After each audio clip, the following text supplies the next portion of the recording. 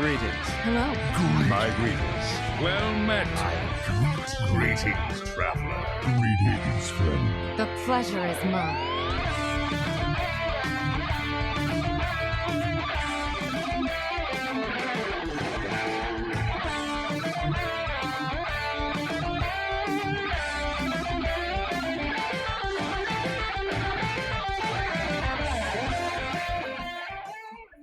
Hello and welcome to episode 251 of Concede, a Hearthstone podcast dedicated to making the competitive side of the game more accessible to you. It is Thursday, July 30th in the evening. From Gadsden, New York, is me, Ridiculous Hat. From Kirazan, California, is Bodicus. Hey, Bodicus. Hello. And from Undercity, Pennsylvania, it's our third permanent host, Edelweiss. Hooray! Hello, friends. Yay! Where's my celebration bumper? I have it somewhere here. Whoa, legendary! Ah, that's close That's enough. not it. That's fine. It's fine. We're all very excited. We're celebrating. So, for those that haven't heard, Edelweiss is our third permanent host. Hooray! So, new friends, hooray. You will be hearing from Edelweiss every week that we can. So, yeah. Very exciting times. We also are joined by you, listener, and we're very glad to have you. We're supported directly by you. If you'd like to find out how you can support us and receive rewards in return, head to patreon.com/coinconcede. You can also support us by leaving an iTunes review, totally free, and really helps other people find the show. Big thanks to Riley P., our newest patron. Thank you so much, Riley. We really appreciate the support. So, Life and Ladder, Edelweiss, hit us. What you got? Moving soon, so that's cool. Very excited to have our own place, so we can be as loud as we want, whatever, and also it's got in-unit laundry and a dishwasher, which is hard to find in Philly, so that's super exciting. We're gonna move in on Saturday. I think the first thing I'm gonna do is install the internet. I have like a self-install package because Xfinity doesn't obviously want to send people to anyone's houses. So hopefully I don't struggle too much with that, because technology, weirdly enough, is not my strong suit. So hopefully the internet self-install package isn't too much of a hassle. Just text me.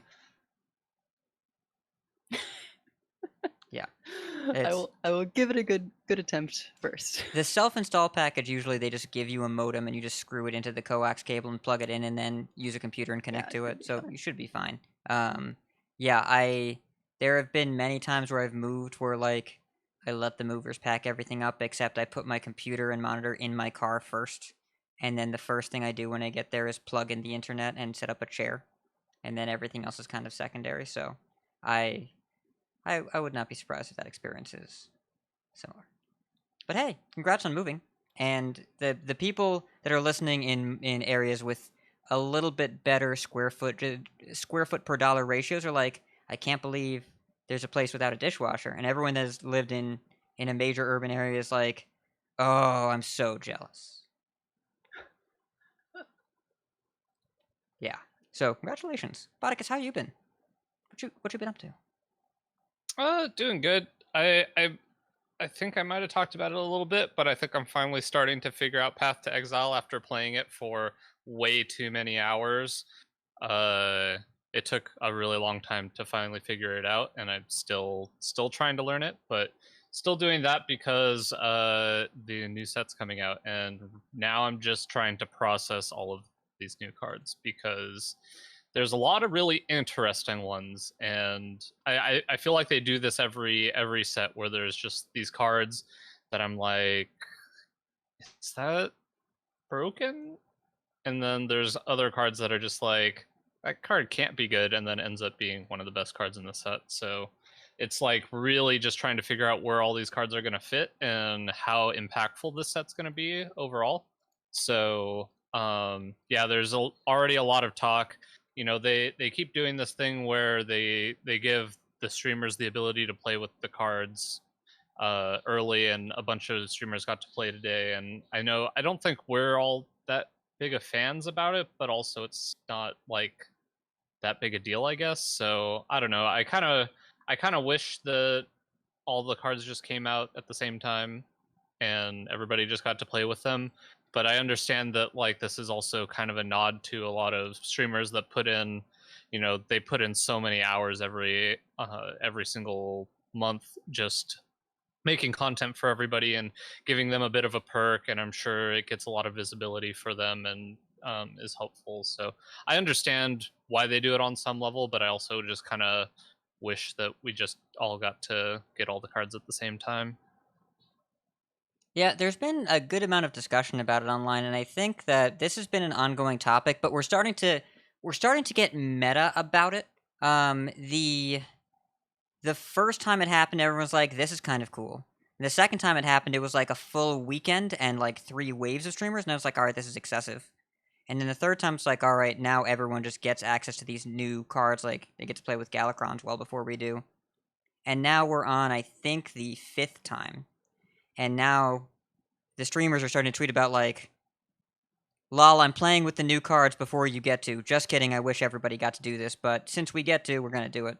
And it's kind of become this own self-contained meta reference, but also it's looping around like, hey, I'm glad other people get to enjoy the cards, and some people really like watching it. There clearly has to be some kind of upside for Blizzard here, because there's always a vocal outcry on Twitter, and they keep doing it anyways. I imagine there's a big upside for them somehow, and maybe the visibility is just worth the relatively small social media feedback. I don't know. I don't usually watch them, or at least I tell myself I'm not going to watch them, and then somebody posts a clip, and then I click on the clip, and I'm like, wow, that seems cool, and then I click on the stream, and I'm like, oh, who else is playing this deck? And then I click on the streams, and then I click them, and then I'm like, no, bad, and I close it, and then the cycle repeats the next time somebody posts a clip.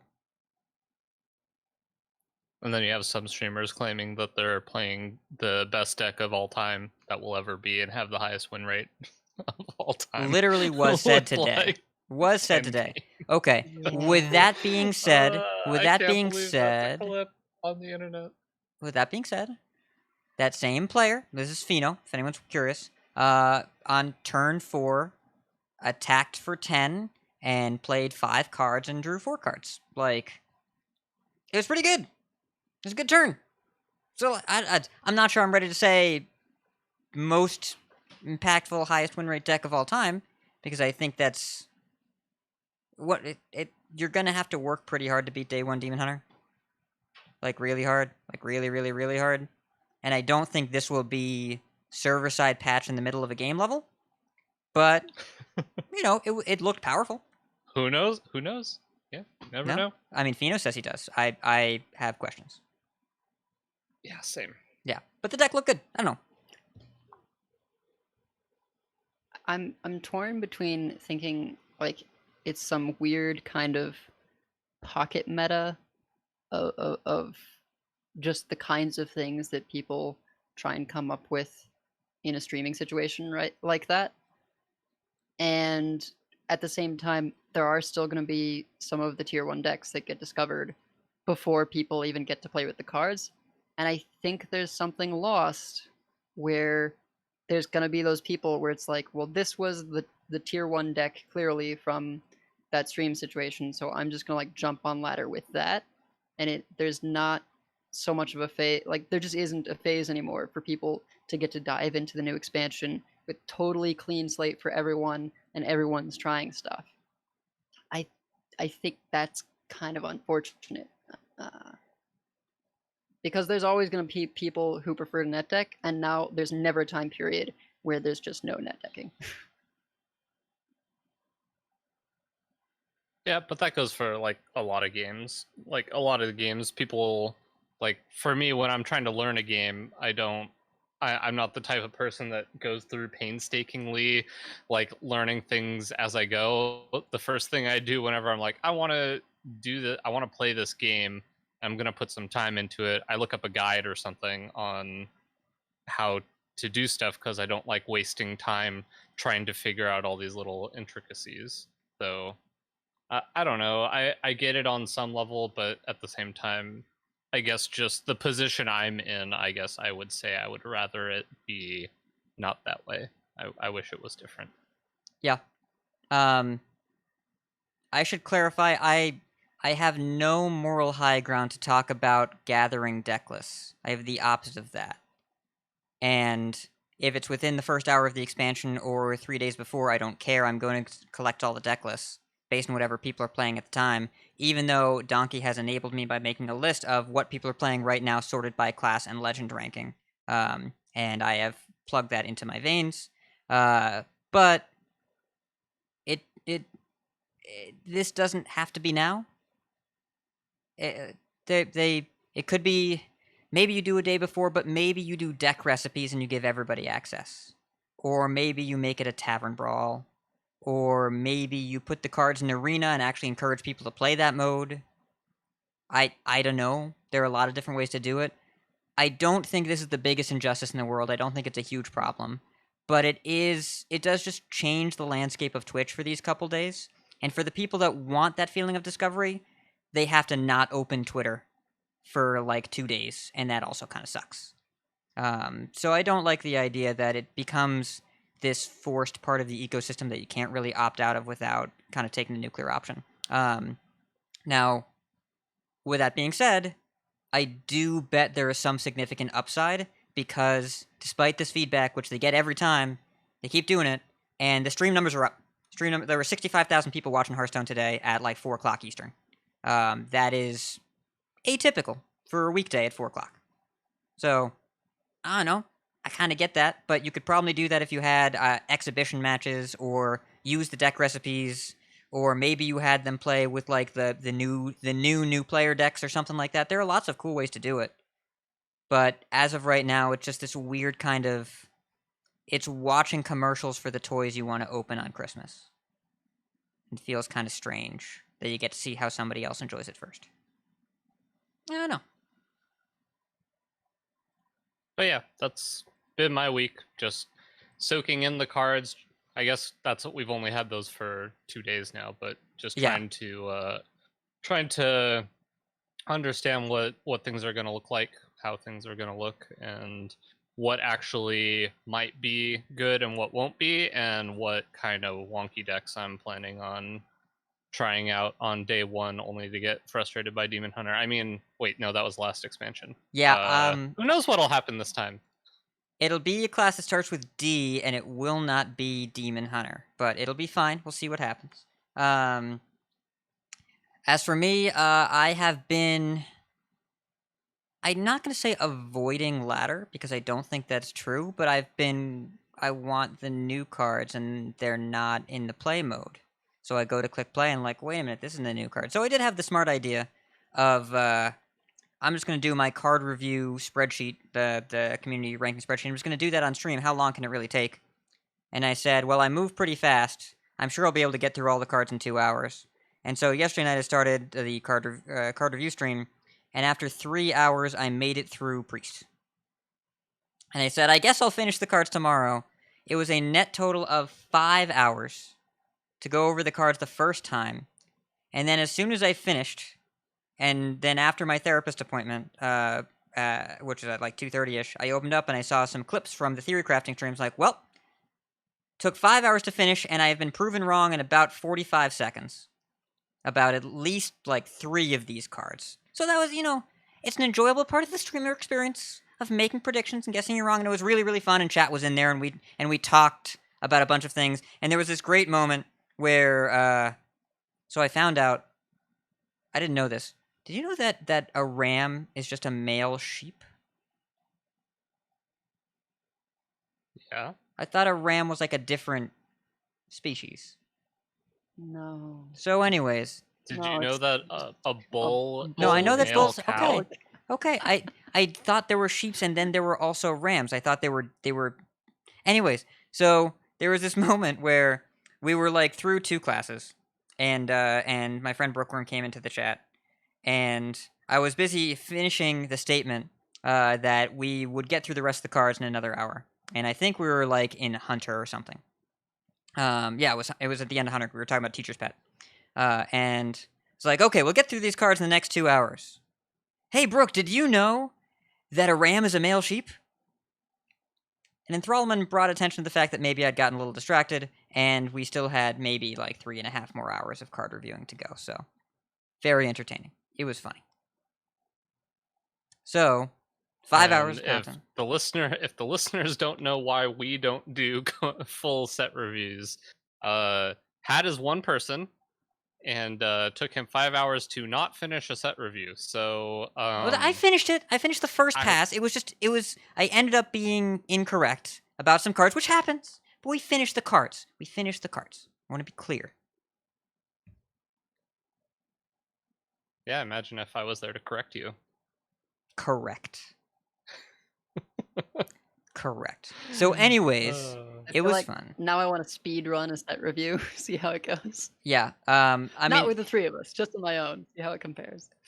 you can try and speedrun it, but like these cards are hard, and talking about them makes the ratings better. Anyways, it was a really enjoyable stream. I'm glad everybody came out. We had quite a few people watching, so I really enjoyed that. In terms of real life stuff, real life is kind of anxiety provoking because I got called yesterday and was told, well, you get to go back to work, but not in the job you had before. It'll be back at a theater, and you have to decide by Friday.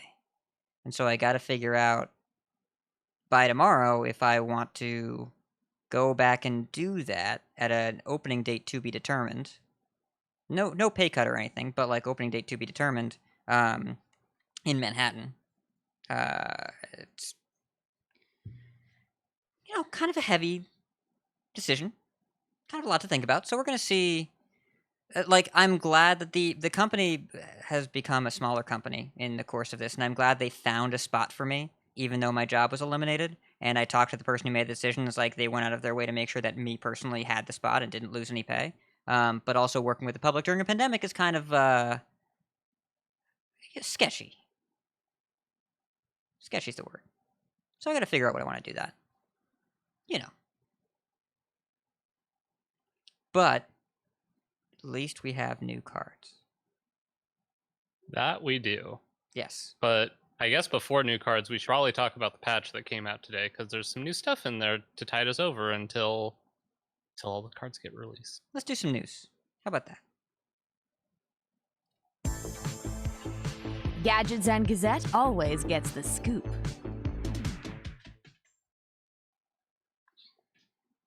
All right, so 18.0, the new Hearthstone patch is out, and we got some new stuff, including what, if I'm to understand, is everybody's favorite new Battlegrounds hero, Mr. Bigglesworth. It's a cat. So It's a cat. yes, we have a cat hero now. It's Kel'Thuzad's little kitty cat, and No.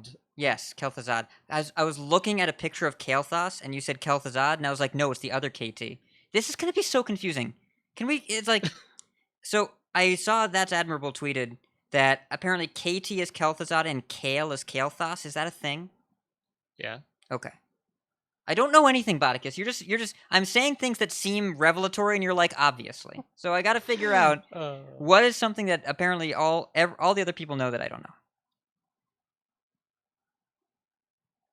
Yeah, I don't know how to help you there. We'll have to go through a list. We'll have to get a list going. But for now, we can talk about Mr. Bigglesworth, who has a new hero power that says when a player dies, discover a minion from their warband. It keeps any enchantments. So I should have done the math before this, but 3 out of 7, assuming that the person that dies actually had 7 minions, which is fairly likely. And I'm wondering what the odds are that you get their best minion on their board. 43%. Okay. It is. That's good to know. Yes, I did not just do that off the top of my head. I'm not Rain Manning, whatever. So there are a couple important things here. So if it's a discover, if they have multiples of the same minion, you will only see one. I don't know how that works with enchantments, though. I guess if they have the same name in different enchantments, could you see duplicates because they're not the same, right? Probably. I wonder how that works. I would assume you would be able to. And if it is golden, if they have a golden version, then it goes into your hand. You get to play it as if you just got a golden minion. So that's kind of the big upside with this hero. However, unless things have changed very drastically, this does not help you in the early parts of the game, which are the most important parts of Battlegrounds, so I don't expect this to be a very high tier hero, but I think it's really fun. It's really cool if you can survive. The problem is if you don't have any help and you go out in 8th place, then you didn't have a hero power because you were the first player to die, and you don't get the bonus. But I guess if you survive and then like 2 people go out in the same round and you just have this big power spike turn, then maybe this ends up being a relatively decent hero, but pretty cool nonetheless. I assume everybody's been super busy with the new set, so I haven't had a ton of chance to play Battlegrounds. But I guess in addition, they added 2 new cards, two new minion cards, I guess. But literally they're just replacements for Zubat and Menagerie Magician that have slightly less stats. So Menagerie Mug gives 3 random friendly minions of different minion types +1/+1, and Menagerie Jug is a 3/3 that gives 3 random friendly minions +2/+2. And they have to have different minion types, etc., etc. So just direct replacements, and then Zubat and Menagerie Magician got removed. That way they can kind of keep adding like pirates and stuff, and it doesn't reduce the value that Zubat and Menagerie Magician have. No, we just have direct replacements, but they're ever so slightly powered down just because now they can hit anything. They can hit all of the minion types that were not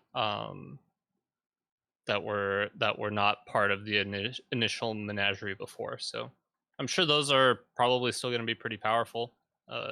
Whenever you got a Zubat to hit 2 different minion types early in the game, it was quite powerful, and now it's even easier to do that with these minions, despite having a slightly lower power level. So These just hit. It just counts like first minion type, second minion type based out of what you have, right? They never miss. Mm-hmm. No, never misses. A Zubat that never misses seems insane. Why do you say slightly powered down? I feel like Well, because stats are Zubat is a 3/3 and Menagerie Magician's a 4/4. Like Okay, ever so slightly. And like whenever you're judging a lot of cards in Battlegrounds, a lot of the times you just look at, in the early parts of the game, how many stats does this give me? And so now it's always giving you, it's essentially generally giving you 1 less stat, like +1/+1 less, but on average it's probably going to give you more, because now you can just, it doesn't matter if you have a demon in your warband or a pirate in your warband, now it will actually hit those. So I bet it averages out in the early game and is now better in the late game. So Yeah, it's always pretty solid. I feel like this rewards you for hitting a token even more, because you often just keep that token around for a little while and just have a random beast or murloc hanging out. And now if you take like a you have an alley cat token, you have a tabby cat, and then you take a kaboom bot and a glyph guardian, and then this thing is insane. It's just Hitting mechs is nice. Hitting mechs is really good. Hitting actually. mechs is good. Yeah, because before we didn't really have a way to buff mechs or pirates. Like you can just jam this and hit a scallywag or demons. What's the good demon to hit onto? The Imprisoner. I almost said Imprisoner's kind of Voidwalker, nice. but I keep forgetting that Voidwalker's not not in there anymore. But yeah, Imprisoner's kind of a nice hit. It's kind of a honestly, this feels like this feels like the natural progression, to be honest. It always felt weird that they just kind of had Zubat and Menagerie Magician still the same types that they were, as they added more types. And Light Fang changed because it was a Battlegrounds only card. So Light Fang hits like everything.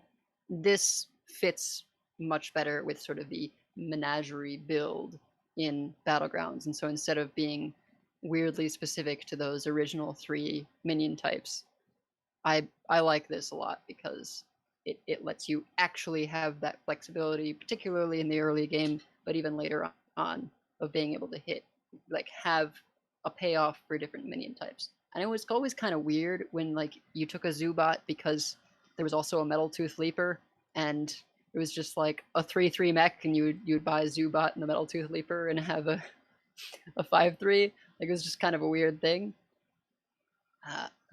So yeah, this has a much better menagerie feel to me.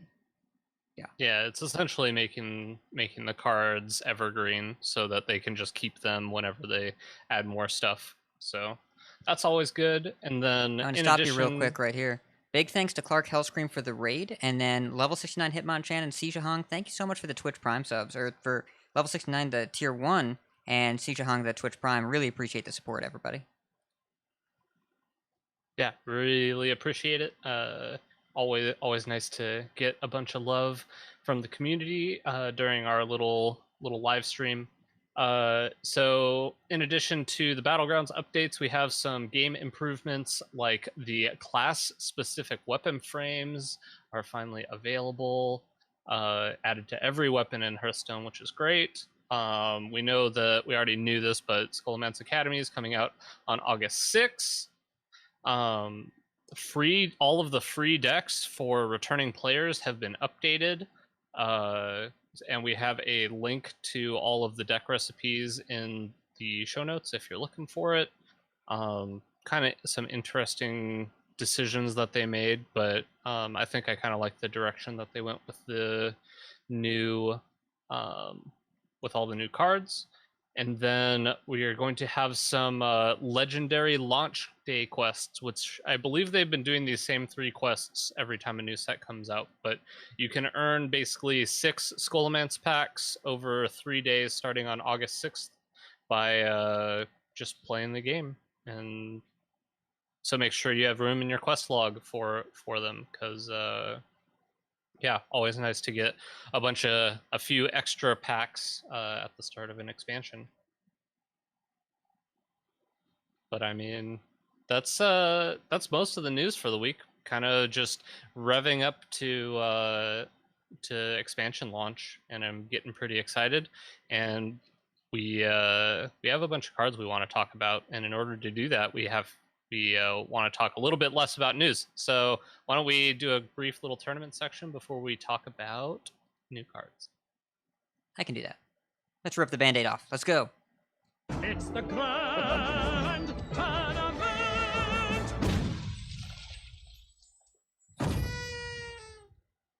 All right, so we have an interesting tournament going on in China, the Gold Series, that we're having some live broadcasting of. We tweeted that lineup last week, and we put it in our show notes. We talked to Lorinda, who is a part of it. Really, really interesting tournament. It has Battlegrounds as part of the event. So each team has Battlegrounds players and has constructed players, and there's group play. And I will be honest with you all, I have not been watching much of it because it doesn't involve new cards. So I want to be clear with you that I think the casting is actually pretty high level. It's really cool to see some people like we haven't seen Nayara cast much. Nasil, we haven't really seen her cast anything outside of Latin America, and so it's really nice to see her on the desk. There's some really great casting combinations. Gallon and Language Hacker are both casting, and honestly, watching Lorinda and Gallon together today, Hockey Boys 3 in our chat in Discord, basically saying that they're a really high level, great pairing, great combination of casters. And I listened in a little bit. They really know what they're doing, and it's so nice to have a grandmaster providing color commentary. That's a rare treat. And Lorinda knows how to set it up, and Gallon knows how to knock it down. So definitely recommend checking it out. I'm going to watch a little bit more, but I'm going to be honest with you all that I have not been as engaged with the end of this current meta as much. So it's on the Hearthstone Esports YouTube, and it's worth watching. But I'm not going to give you games to watch because I thought about I can put together some games to watch 10 minutes before the show by clicking through YouTube's, or I can encourage you, viewer and listener, to go check it out if you like. So the Hearthstone Esports YouTube is it's worth subscribing to. They do the live broadcast over there as well, and there are a lot of good VODs. I've talked to a surprising number of people that didn't know there was a dedicated Hearthstone Esports YouTube. It's worth subscribing to if you want to watch tournament VODs. That's where I get all the games to watch from, so definitely check it out. Now, we do have some qualifier data. The end of the last meta is upon us, and it's somehow now a Quest Warlock meta. We are now in a qualifier Quest Warlock meta. And Bomb Warrior and Enrage Warrior are both pretty good. Warrior's very popular. Quest Warlock is doing really well. There's a little bit of Demon Hunter. Surprising amount of Rogue. And most of the good qualifier lineups have Quest Lock and one of the Warriors. So the best lineup that won 3 qualifiers was Galakrond, Rogue, Quest Warlock, Bomb Warrior. overall win rate was lower because it was popular, but it won 3 envelopes. It won 3 qualifiers. And in terms of win percentage, there's a lineup that I wasn't expecting to be good. Control Demon Hunter, Galakron Rogue, and Enrage Warrior. Control DH surprisingly doing okay. Low sample size. But that's a banned warrior lineup if I've ever seen one. I'm surprised it's good against Quest Warlock, but I guess it is. But it seems like this is a banned bomb warrior lineup. I don't even know. I don't really know what you ban with that. But had like a 65% win rate, so small sample size. Seems worth it if you want to get into that. And Control Demon Hunter is going to get some new tools. We don't know if they're the best tools, but it's going to get something.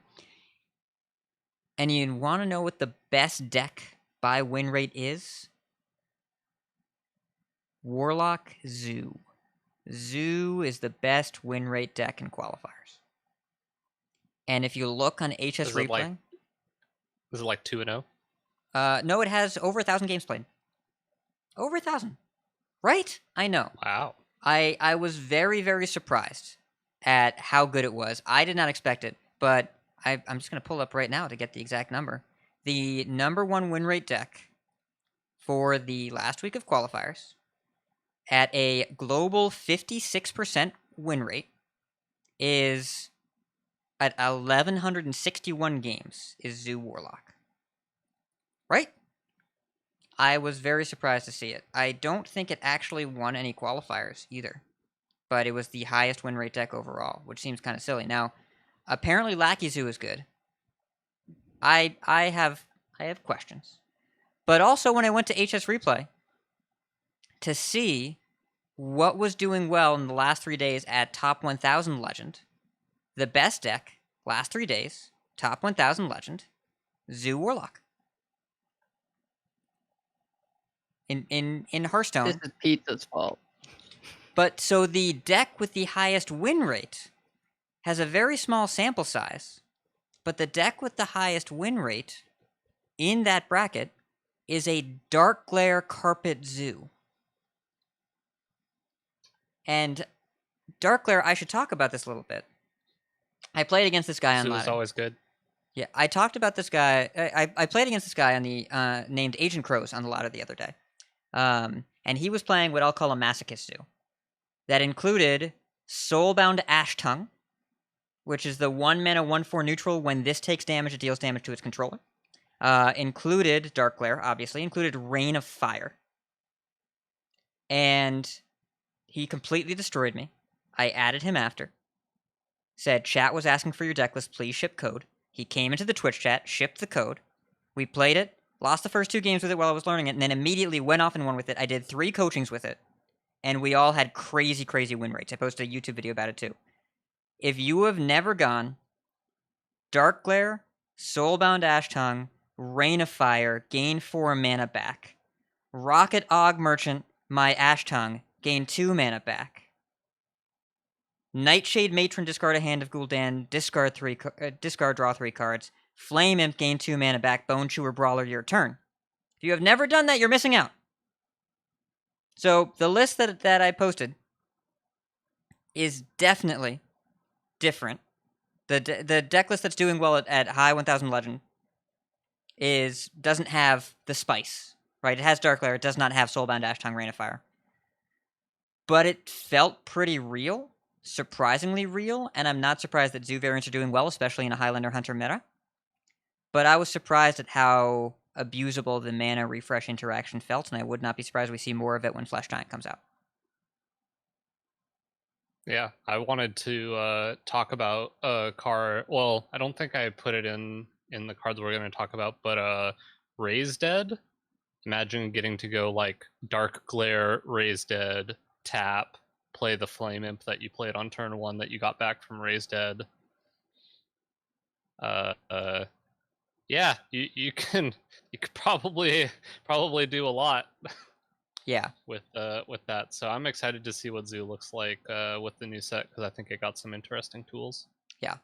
So, anyways, to end this digression, on ladder, Zoo is apparently really, really good, surprisingly. But Highlander Hunter is also good. Warrior and Gala Priest. Go ahead, Edelweiss.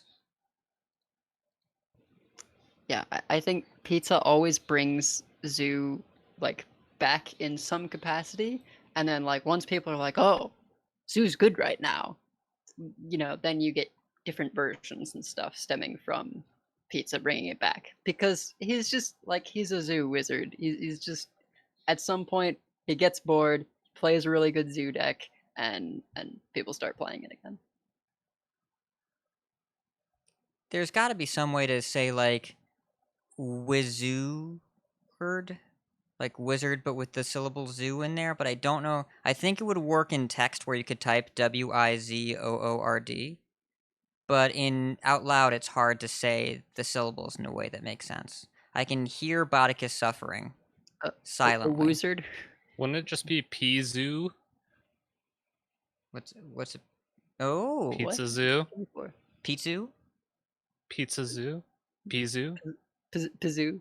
Yeah, Pazoo. Is that like a pizzone? I don't know. I'm over this conversation. I'm surprised that Moving you on. weren't from the very beginning. So, anyways, Highland Hunter good, Zoo surprisingly good, Warrior good at high level, really only at high level. Murloc Paladin slightly better as you move down the ranks to all legend ranks, and Priest drops off at the top because the high legend ladder always has a disproportionate amount of Warrior because it's really, really hard to play, and it performs exceptionally well in the hands of really highly skilled players, and then Priest is a good counter to that. But as soon as you go below top 1,000 ranks, that picture changes completely. Bomb Warrior might be better than a Rage Warrior right now, but it's close. It's hard to say. Beyond that, Super Gamer is still going. Revi took it this week over Nasil in the finals. Edelweiss, you made top 4. How was your experience this week?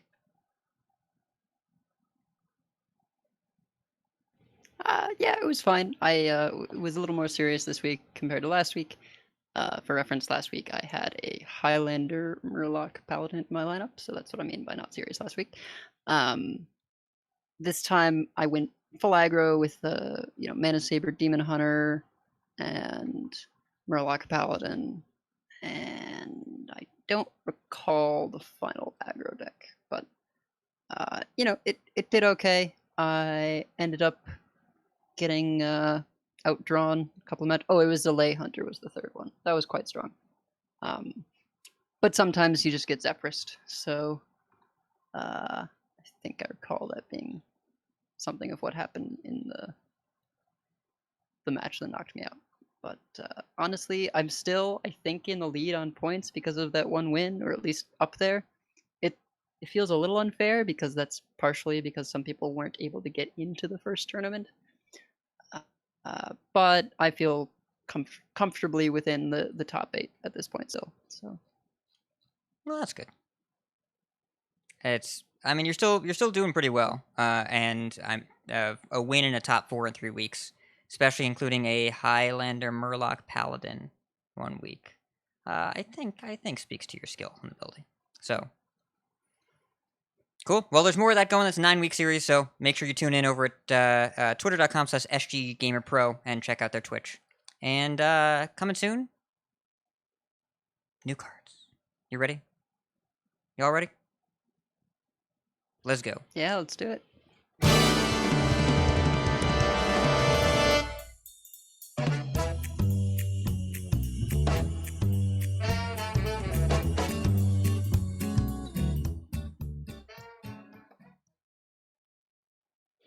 So we talked a bit about some of the reveal stuff, but I think for the most part we're still talking about these cards based on like just looking at them. I know I've seen like a couple of instances from the streams, but it's mostly just sort of from taking a quick look at them. We have a few questions that we're focusing on. We may not get to all of them, but it is first a card you can't wait to play with, a card that you are scared of, a card you want to be good but isn't, and finally a card that you think is over/underrated, and we kind of interpret that differently, each of us. We may not get to that last one, but we're going to start it off with a card you can't wait to play with. Hat, what is this for you? I want to talk about, surprise, surprise, a rogue card. Now, there are many rogue cards that I cannot wait to play with. There is one that I think, there are cards that I think are better than this. There's a card that costs 1 mana and draws you 5 cards, and I think that is better than this card. But Self-Sharpening Sword is a 3 mana 1/4 that a weapon that after your hero attacks, gain +1 attack. So, for base, 3 mana, attack for 1, then attack for 2, then attack for 3, then attack for 4. That's 10 damage. Now you get 4 attacks. And if you deadly poison this, you attack for 3, 4, 5, 6. That's 18 damage. It is a weapon that attacks for 18 damage. You know what I like doing? You know what sometimes you need to do with them, shortened colloquially to M, is you need to get them. Also known as get them. You need to get them. And this card is good at getting them. You go face. You gotta hit them. So this enables all the rogue weapon cards. It's very good with Cutting Class, which is the 5 mana rogue warrior card that draws you 2 cards and costs 1 less for each attack that your weapon has. I want people to play Druid decks on day 1, and I want to get them with a pointy thing. And this is a very pointy card.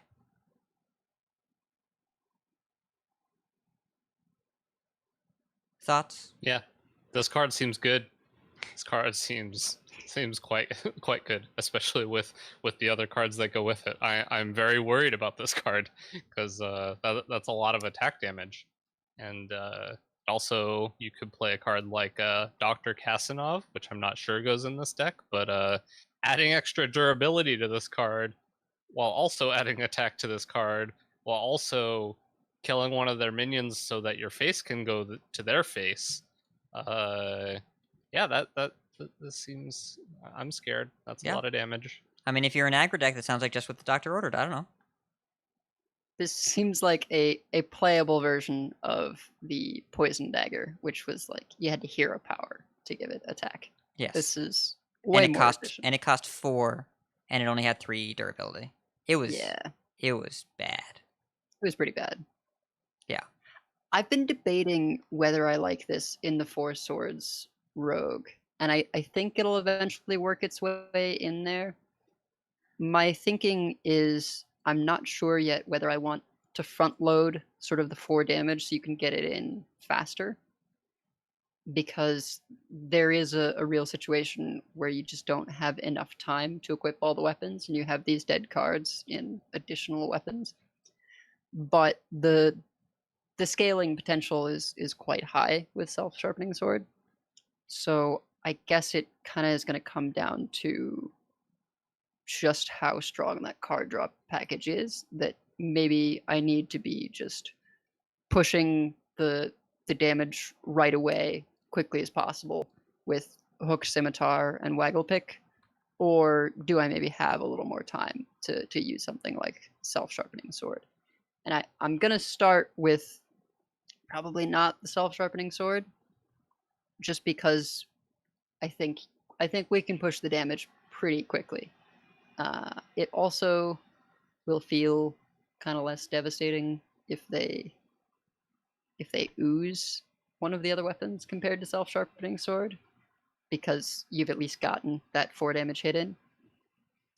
But honestly, we've got, with the addition of that 3/3 that buffs your weapon by 2 attack just for being on the field, even your dagger is a significant threat there. Your dagger just becomes unnerfed Fiery War Axe. So kind of unnerfed.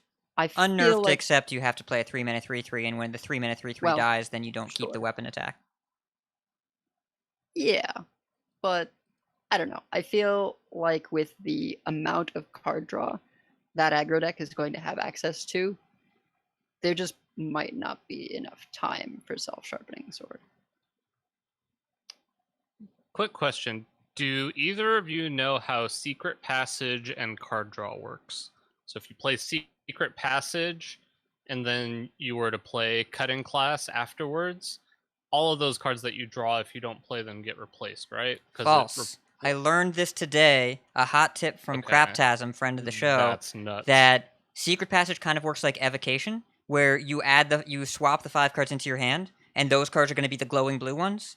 and then at the end of your turn, the glowing blue ones go back, but the other ones don't. So you don't swap back Wow. your hand, you swap back the secret passage cards. And all the drawn cards after you keep. And so apparently, Craptasm was watching a game earlier where a player went secret passage, played multiple cutting classes, then played played the second secret passage after playing some stuff, then multiple cutting classes, and ended up with a larger hand than they started with, because you keep all the drawn cards. I thought that secret passage was a build around until I heard that you keep the drawn cards in addition to after the swap back, and now I think that secret passage is a mistake. I think it needs a nerf and should not be 1 mana. Yeah, I already thought that. Like, I wanted to talk about it last week, but it technically hadn't been revealed yet. But yeah, that card seems that card is Terrifying. Holy cow. Yeah. Yeah, there was I mean, we've talked about it like every week. We've had a Magic reference, but there was this card called Memory Jar, in Magic the Gathering, and yeah, it essentially had this effect, but it cost 5 mana, and this cost one mana. The comparison that I'll encourage, without going to Magic the Gathering, is what if Solarium didn't get rid of the cards forever, drew you 2 more, and you could play 2 of them? Yeah, that's a better comparison, and And we already boy. were playing Solarium. Oh boy, yeah. Yeah, this I card. mean, I just think of how we played Myra's at 5 mana, and that was like, it was a you win the game or next turn or you're gonna die, and sometimes you played it to only draw 5 cards. So I feel like this, without any of that handicap, I would still say you sort of build around it, but I mean, you build around it and it's still S tier, right? Secret I passage? would not be You build- surprised if You this build around goes it by very taking quickly to out. 2 mana. You take out all the cards that cost more than 3, and Yeah. that is how you build. You build around it by being able to play the cards that you draw. Yeah, you off of build Secret around it Passage. by going just like super face, right? You want Yeah. all the things you can get that just like get in there now. I was looking at a list that Hockey Boys had made, and I was like, I don't know if I would have Sinister Strike, but now that I'm thinking about it, yeah, why not Sinister Strike? Because It's free. It's just 3 It's free. damage. It's Yeah. So this is also a good metric you can use. Remember the last 2 weeks or so before Raiding Party Rogue and Rise of Shadows was nerfed, that the deck got so low to the ground that it started playing Sinister Strike. And basically, as a fundamental rule, if your deck has a card draw spell that doesn't cost enough mana and adds Sinister Strike, something is going to get nerfed. Because if it is correct to play Sinister Strike, something is wrong with your value engine. It is too efficient.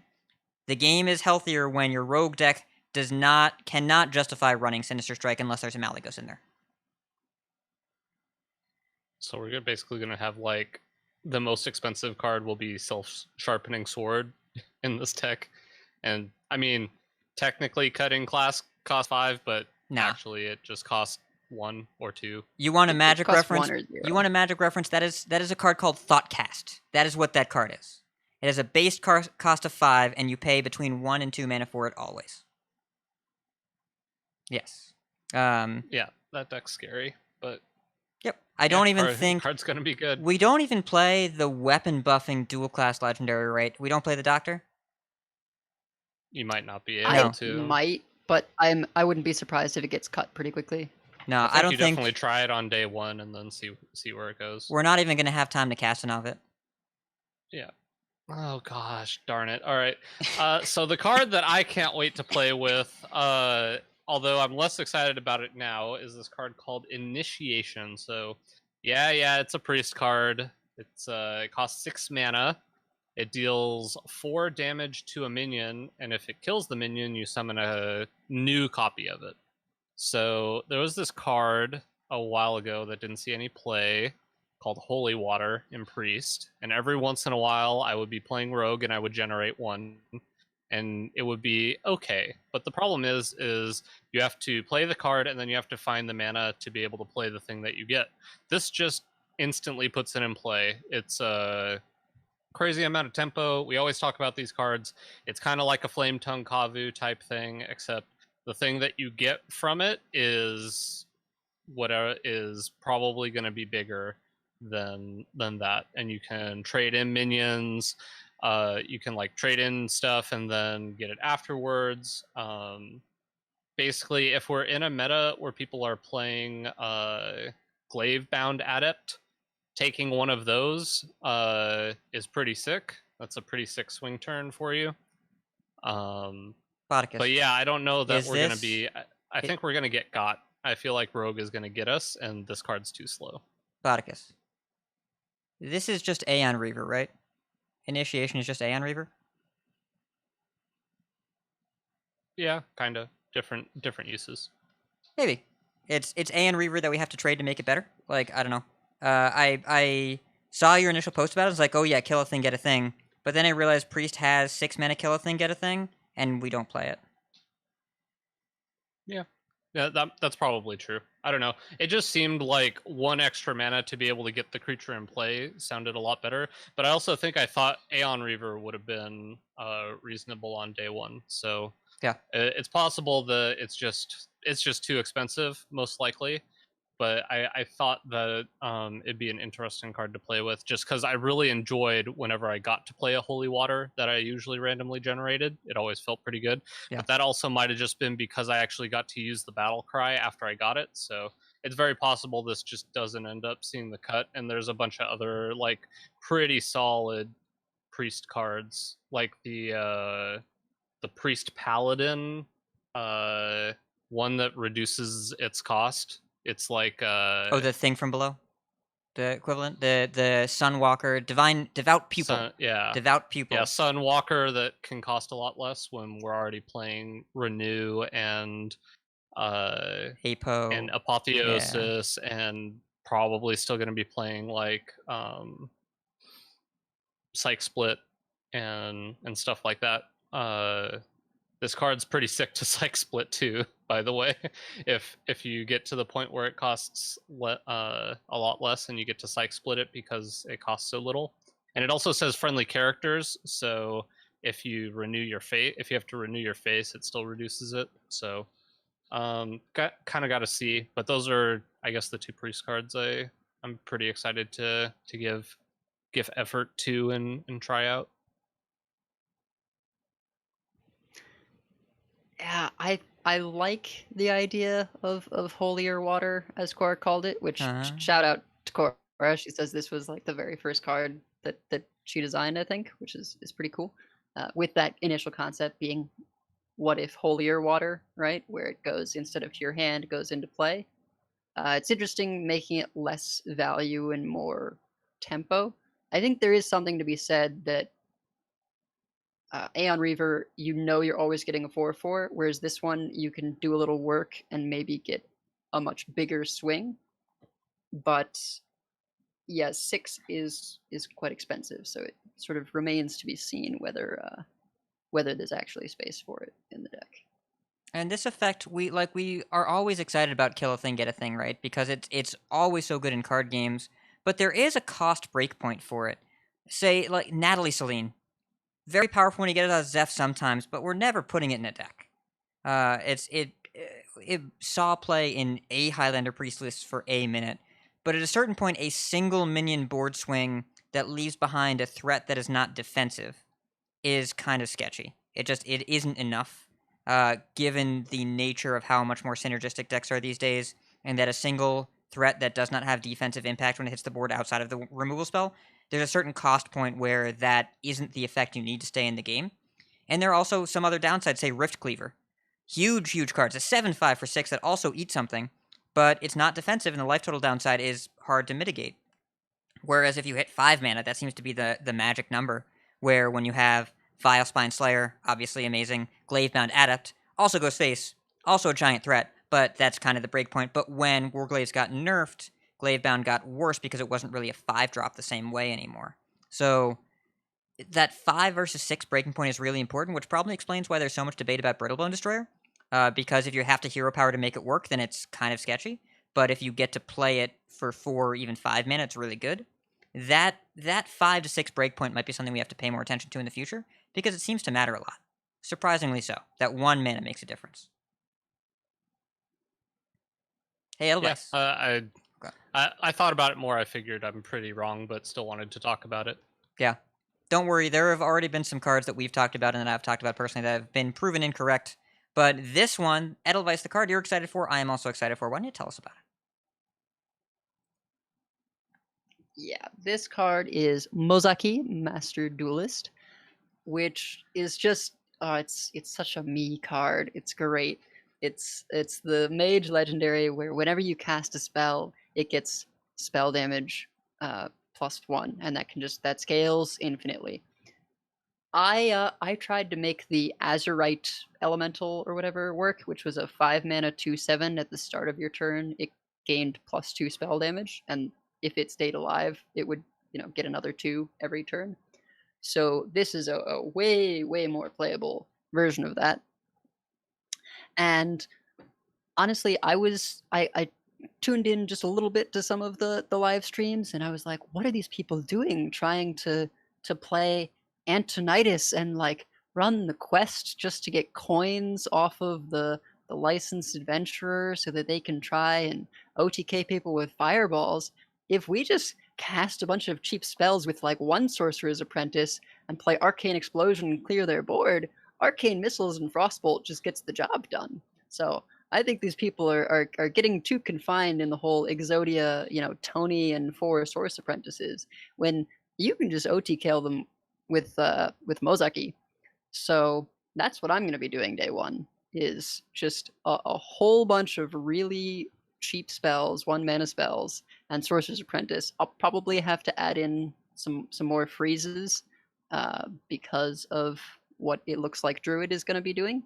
But I think it's actually possible that between the twin spell freeze and the new brain freeze, that we may be able to get away with not having stuff like Blizzard in the deck and just keep it to like those and Frost Nova and still have a significant amount of freeze.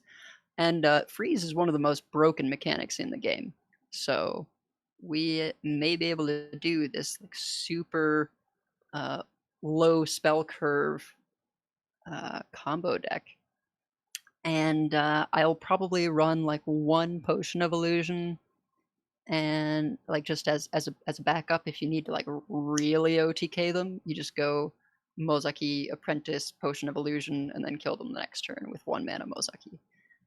I'm really pumped to try it out, and yeah, I think people are too confined by their previous concept of Exodia for Mage. So, first of all, that is a very Edelweiss answer, and I stoked to see how this card plays.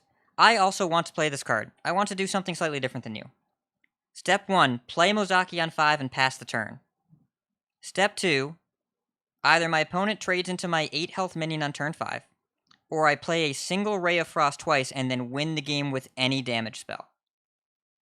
You just play this on curve. And you ever play the new Malygos, the 5 mana Malygos, and people either trip over themselves to trade into the 2/8 body that doesn't matter, or they just have to leave it up because they can't? Imagine that, except it stays on board, it becomes an old Malygos. And we play Ray of Frost because Ray of Frost is 2 1 mana spells stapled together and is a stupid messed up card that I wish they had not printed. You get to play, you could play Raz Frost Whisper, right? The new legendary, which we're playing anyways because that's also just a Dreadlord that goes face. Like, that's good enough by itself without even being boosted at all.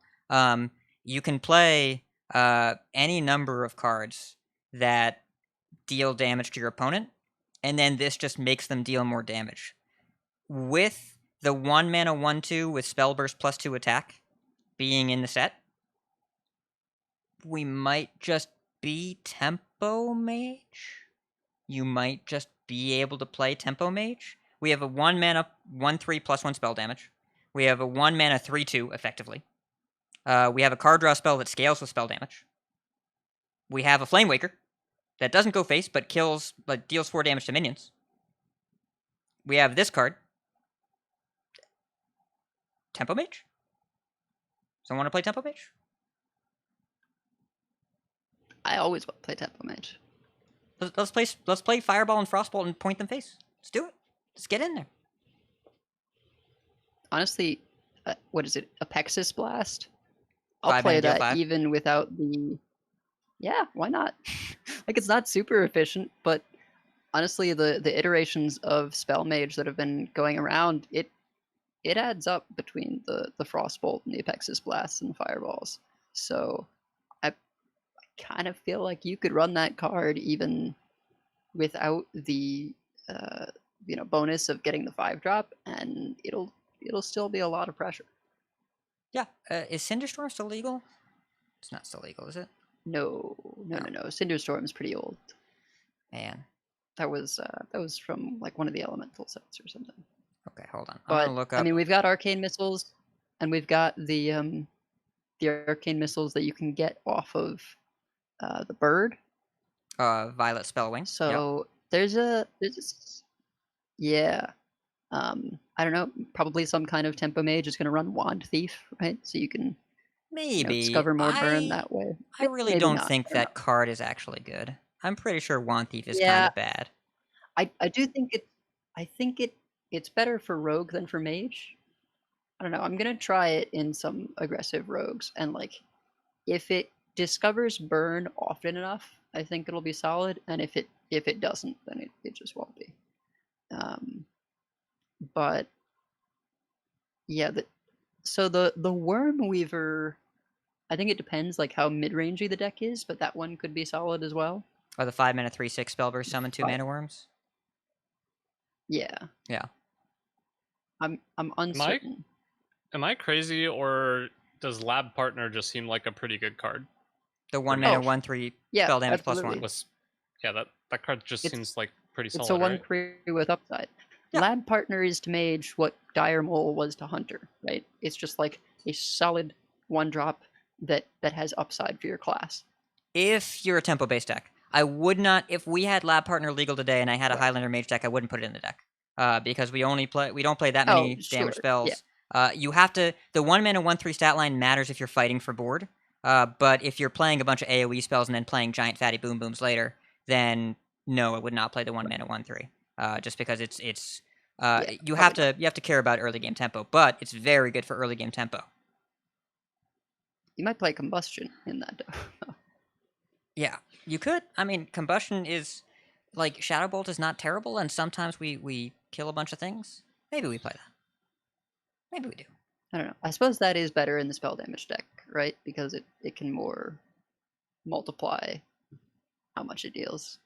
Yeah, I mean, I don't know if we're gonna end up seeing a bunch of boards with a bunch of 2/2s next to each other. I would rather just play the Flame Sleeper. It's a Firebrand, but they call it Flame Sleeper on the reveal stream. The 3 mana 3/4 spellburst, deal 4 damage to enemy minions only. Which I think is a very powerful card. Yeah. What do you think about Mozaki Botticus? Absolutely. Did we ask you? What do you think? You like it? Yeah, that seems like both of you have pretty decent idea. What this card just feels like it can get out of hand really quickly, and I don't know about, because the advantage to playing a Malagos on turn 5, I know Hat made this analogy that playing Malagos and they trade a bunch of stuff into it, is that you already got the value off the Malagos, whereas if you just play this on turn 5 and they kill it, yeah, they spend a lot of resources, but if this is like an important part to your deck, then that's still pretty bad for you that they can trade all that in. So it really depends on what you're doing on the early parts of the game. I think I am leaning more towards Edelweiss's ideas of play this and a Sorcerer's Apprentice, and then you play a couple Ray of Frosts and an Arcane Missiles, and it's kind of crazy.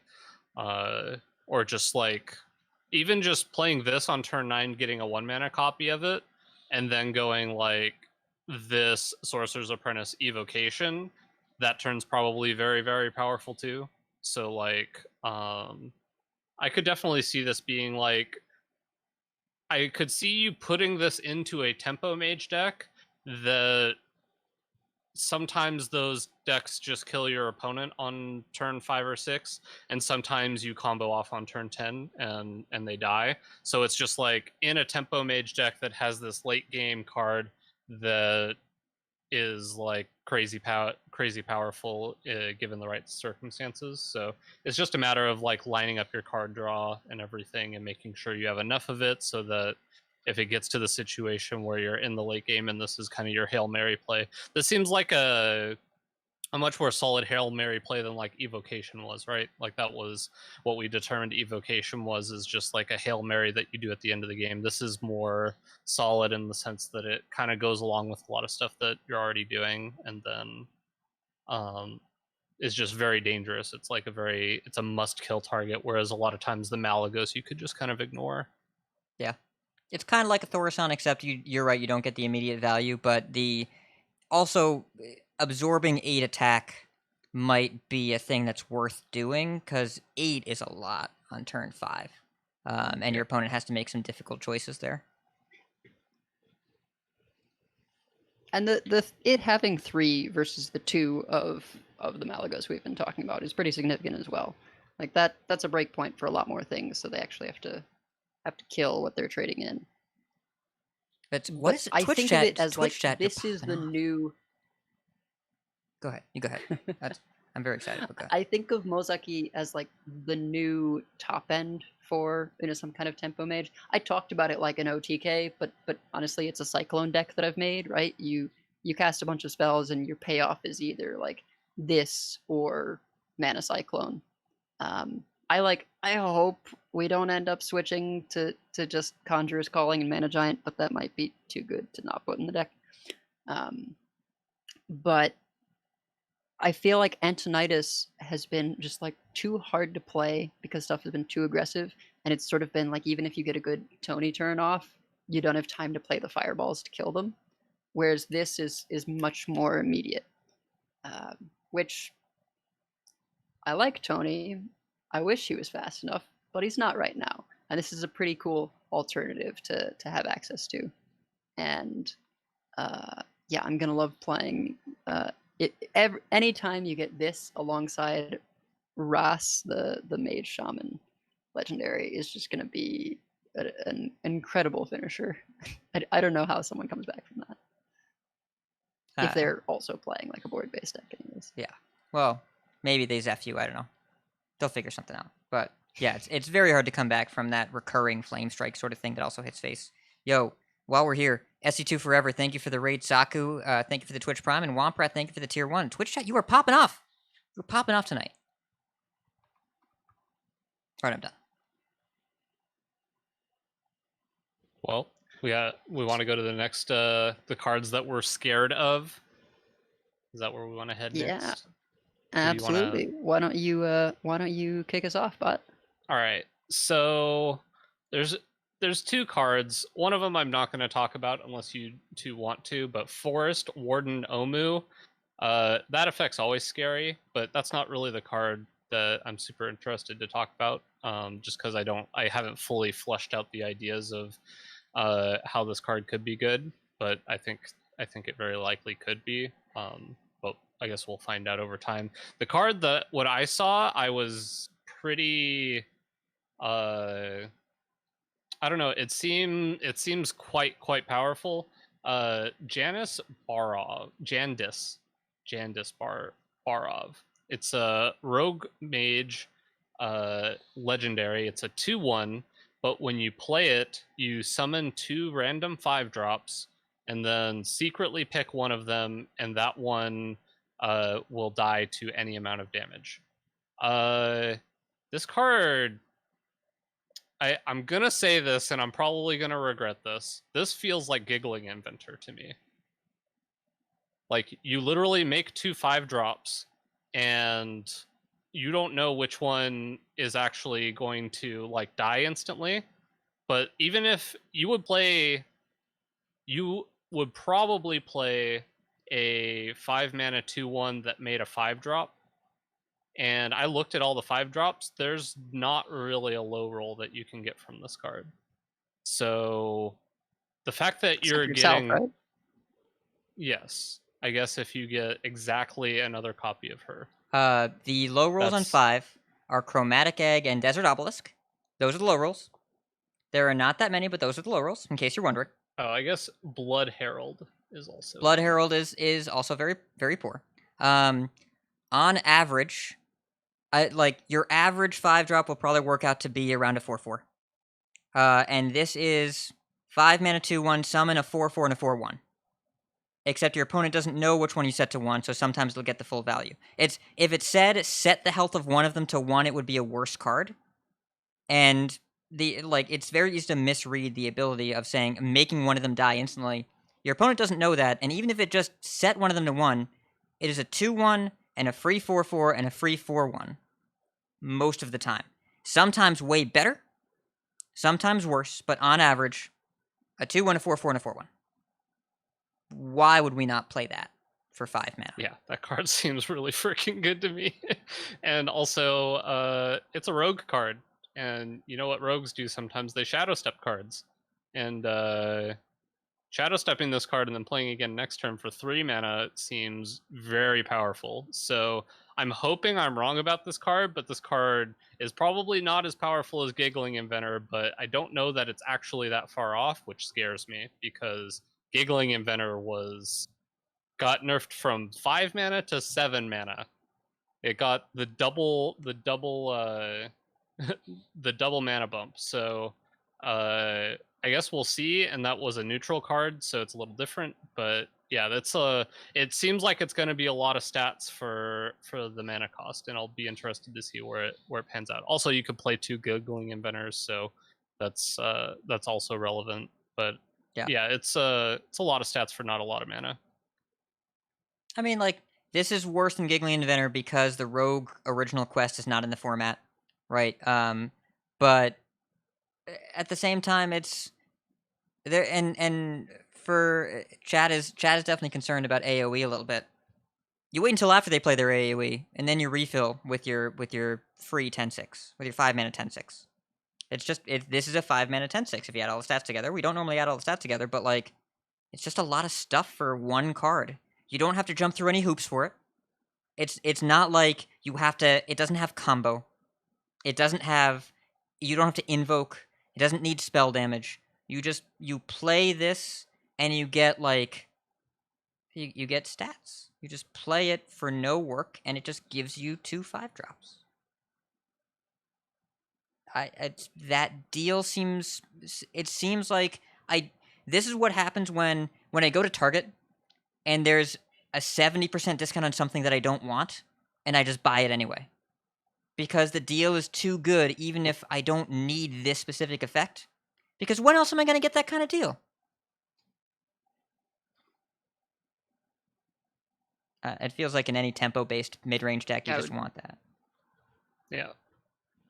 I feel like the instance where we're not playing Jandis is where we're too deep on Secret Passage that it just costs too much because we're going face. Sure. And that's not a great world I either. could definitely see that. Mid-range. You would play this every time. You would play this every time in Galakron Rogue, and you would never play this card in a deck that's playing Sinister Strike, most likely. Right. Yeah. It's this is not an aggro card.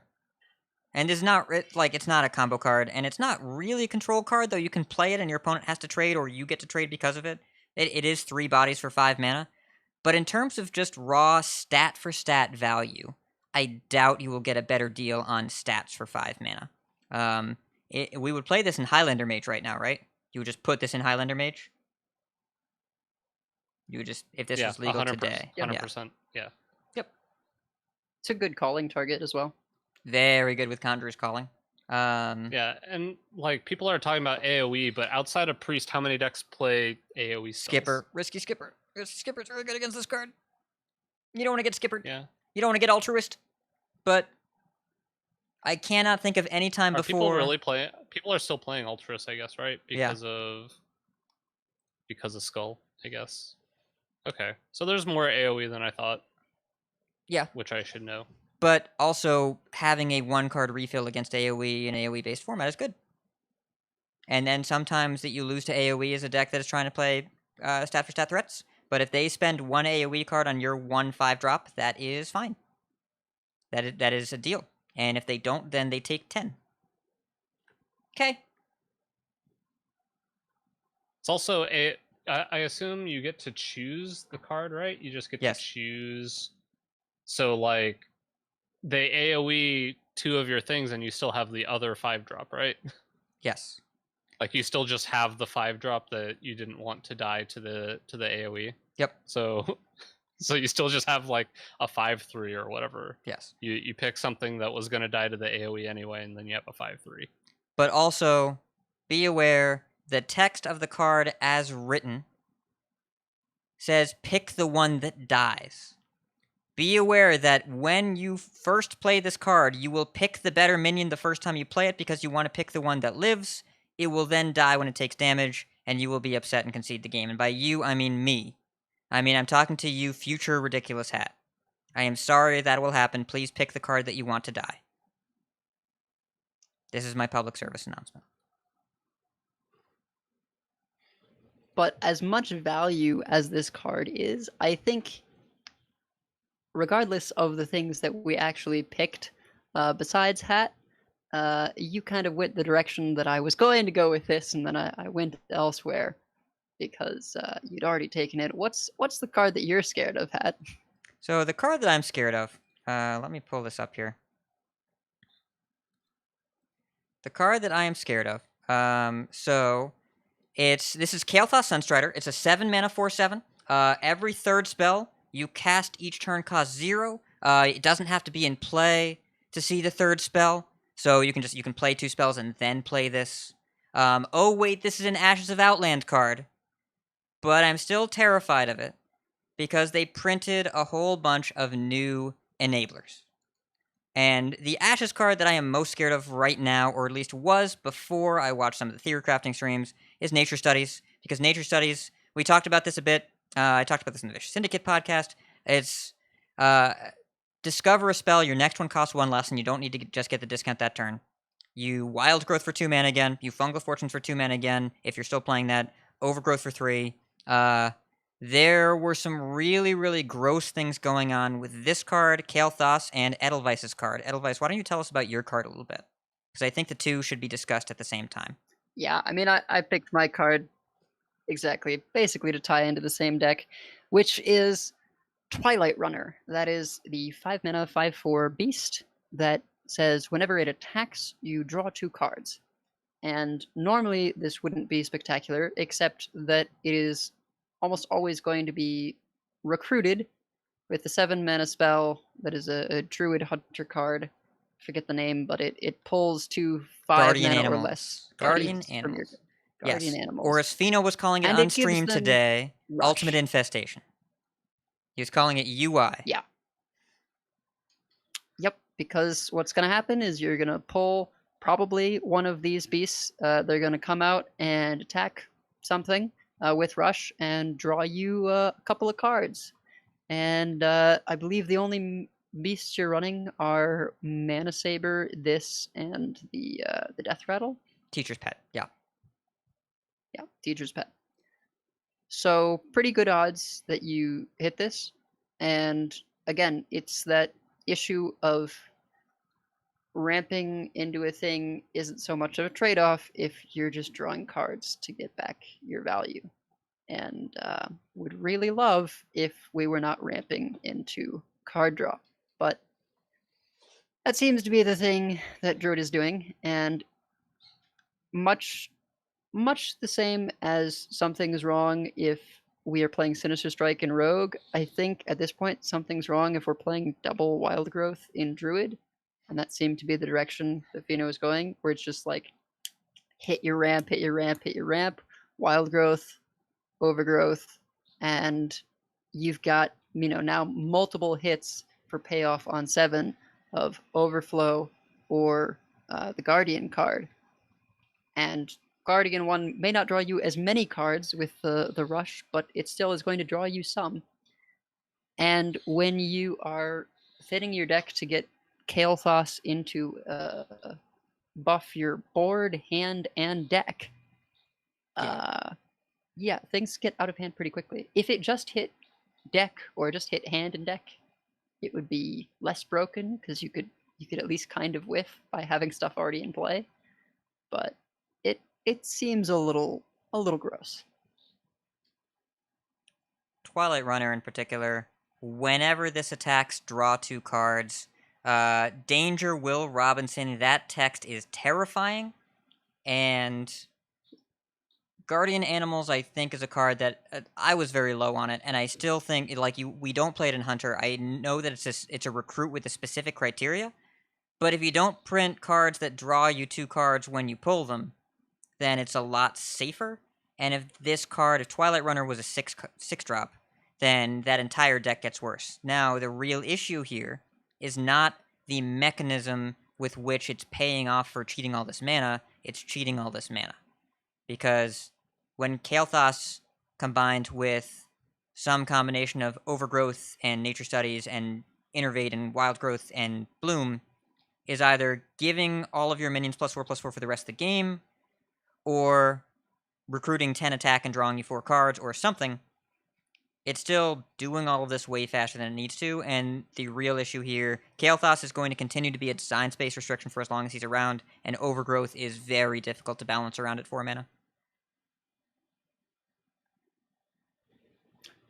Yeah, it's tough for me because I feel like there should be a world where Overgrowth is a well-designed card, but there's been so many things around it that just make it impossible for people to feel like it's okay, because it's the card that enables everything else. And I've said it a bunch of times, but if we were just playing Overgrowth into big minions, I think that would be fun and interesting. But there's been this similar problem in Magic, right? When you combine the colors blue and green, where you've got card draw attached to your mana ramp, and it's the card draw that makes it like really bananas.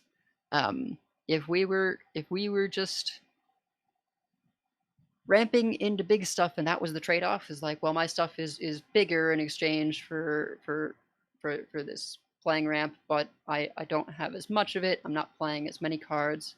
But this feels like you are mana ramping into doing rogue things. Like, that entire deck is mana cheat. It's going from ramp to Kael'thas playing 0 mana things.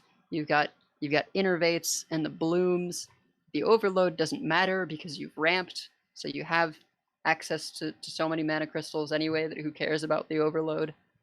It's like the Overload 2 isn't a big deal for Druid compared to Shaman, because its other cards are just so disgusting. I honestly, like, they could hit the survival deck, and like then people just play the Malagos deck, and I think I'm more okay with the Malagos deck, but it's still kind of nuts. And this is one of those times where I'm sort of, I think back, and when was the last time Druid was bad? Rastakhan's Rumble. It's pretty terrible. They nerfed it. It wasn't really great for most of like Rise of Shadows. I'm pretty sure it was bad for most of Rise of Shadows and most of Boomsday. Token Druid was kind of a thing, and then it really stopped being a thing. There was a while where Treant Druid was the best Druid deck. There's been a minute now. It was after they Hall of Fame naturalized. We took a little time off from Druid. But For sure. But then they decided that Druid needs to ramp again, which I'm not saying it doesn't need to. And you notice the difference when Wild Growth went to 3 and Nourish went to 6, and then it didn't have Naturalize anymore, like you just couldn't play ramp. They said, okay, here's Overgrowth, and then Druid was instantly good again. Right.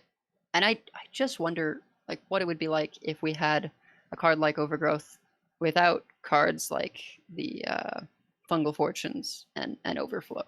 I don't know, some kind of in between. Like, I get that card draw is sort of part of Druid's identity, but I just wonder why it is always in such high quantities.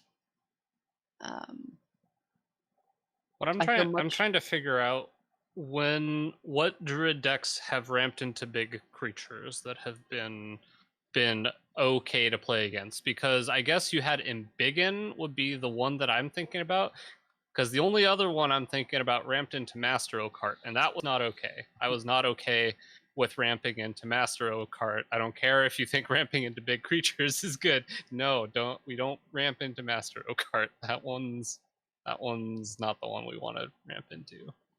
Although I did like the Hadronox deck better than some of the other things that we were doing with UI. I don't know. Yeah, I mean that's fair. Whatever you enjoy. I wasn't a big fan of Master Oakheart. I mean, that's my Master Oakheart was like somehow like ramping into more mana cheat and more card draw at the same time. Yeah, like ramping into Primordial Drake is fine. Like if that's what you want to ramp into, I'm cool with that. But like, you know, getting the Primordial Drake alongside of the 2/4 and the Hadronox and all of the things, I was less okay with that. So I looked up Easy Big Easy Druid Easy because I was like, no, that wasn't the Oakheart deck. It was exactly the Oakheart deck. And it also played Deathwings, right? It did. Yeah, you wanted to pull a bunch of dragons. Yeah.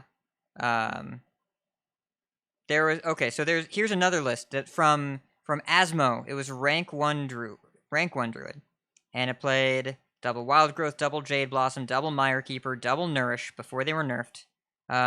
Spreading Plague, the standard druid removal spells, Innervate, and then Jade Druid. No. It played the Whispers of the Old Gods era ramp package, which included Jade Blossom and Mire Keeper. And then it played Malfurion at 7, Medivh at 8, 2 Primordial Drakes at 8, Lich King at 8, Alexstrasza at 9, Deathwing at 10, the other Deathwing at 10, Kun the Forgotten King at 10, 2 Ultimate Infestations at 10, and Yasharaj at 10. Yeah, that deck was fine. Okay. All right, I'm convinced. Amazing, right? Yeah, that deck was fine. That sounds beautiful. I just have memories of Master Oakheart, and I'm like, that no, we can't let Druid ramp into that card. But Recruit is scary. Okay, and yeah. Those other ones were fine. I will say this current deck once again is targeted Recruit, right? And what are we doing? We're playing beasts that are exactly 5 or 4 mana to get the maximum value out of the Recruit. I mean, when you print Guardian Animals and Twilight Runner in the same set, that is saying go and do this one thing and get this other thing, even if it's not explicit. Like Guardian Animals doesn't say go get a Twilight Runner, but it's very clear what they want out of that. And I will say, Guardian Animals is a hunter card, doesn't have good beasts that cost 5 or less. You can't really do that.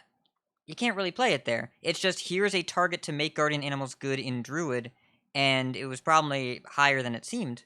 But watching this deck in action, it feels pretty gross and also pretty obvious. And I'm surprised at the combination of gross and obvious. I'm surprised at those two things at the same time, especially considering what we just went through with the past couple expansions in day 1 and week 1. Yeah, I think it's just like it's so pushed that it feels weird that it's this strong, right? And I think to some extent that's kind of how it felt with the Shaman Galakron, right?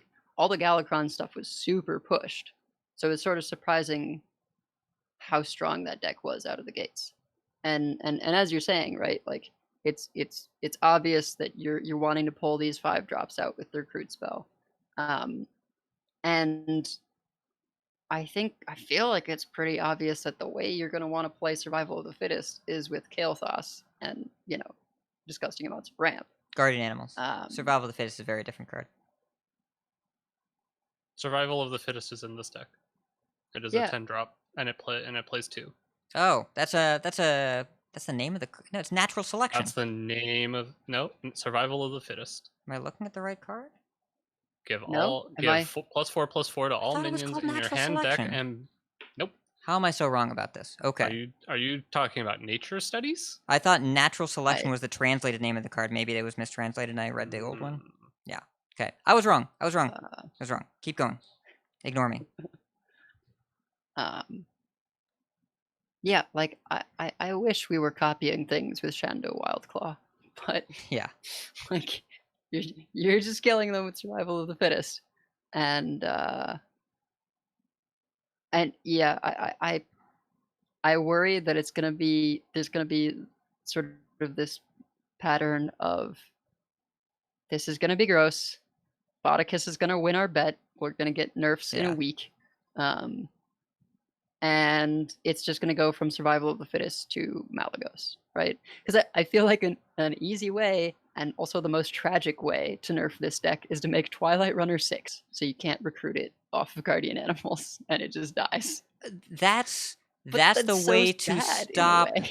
That's the way to stop this version of this build.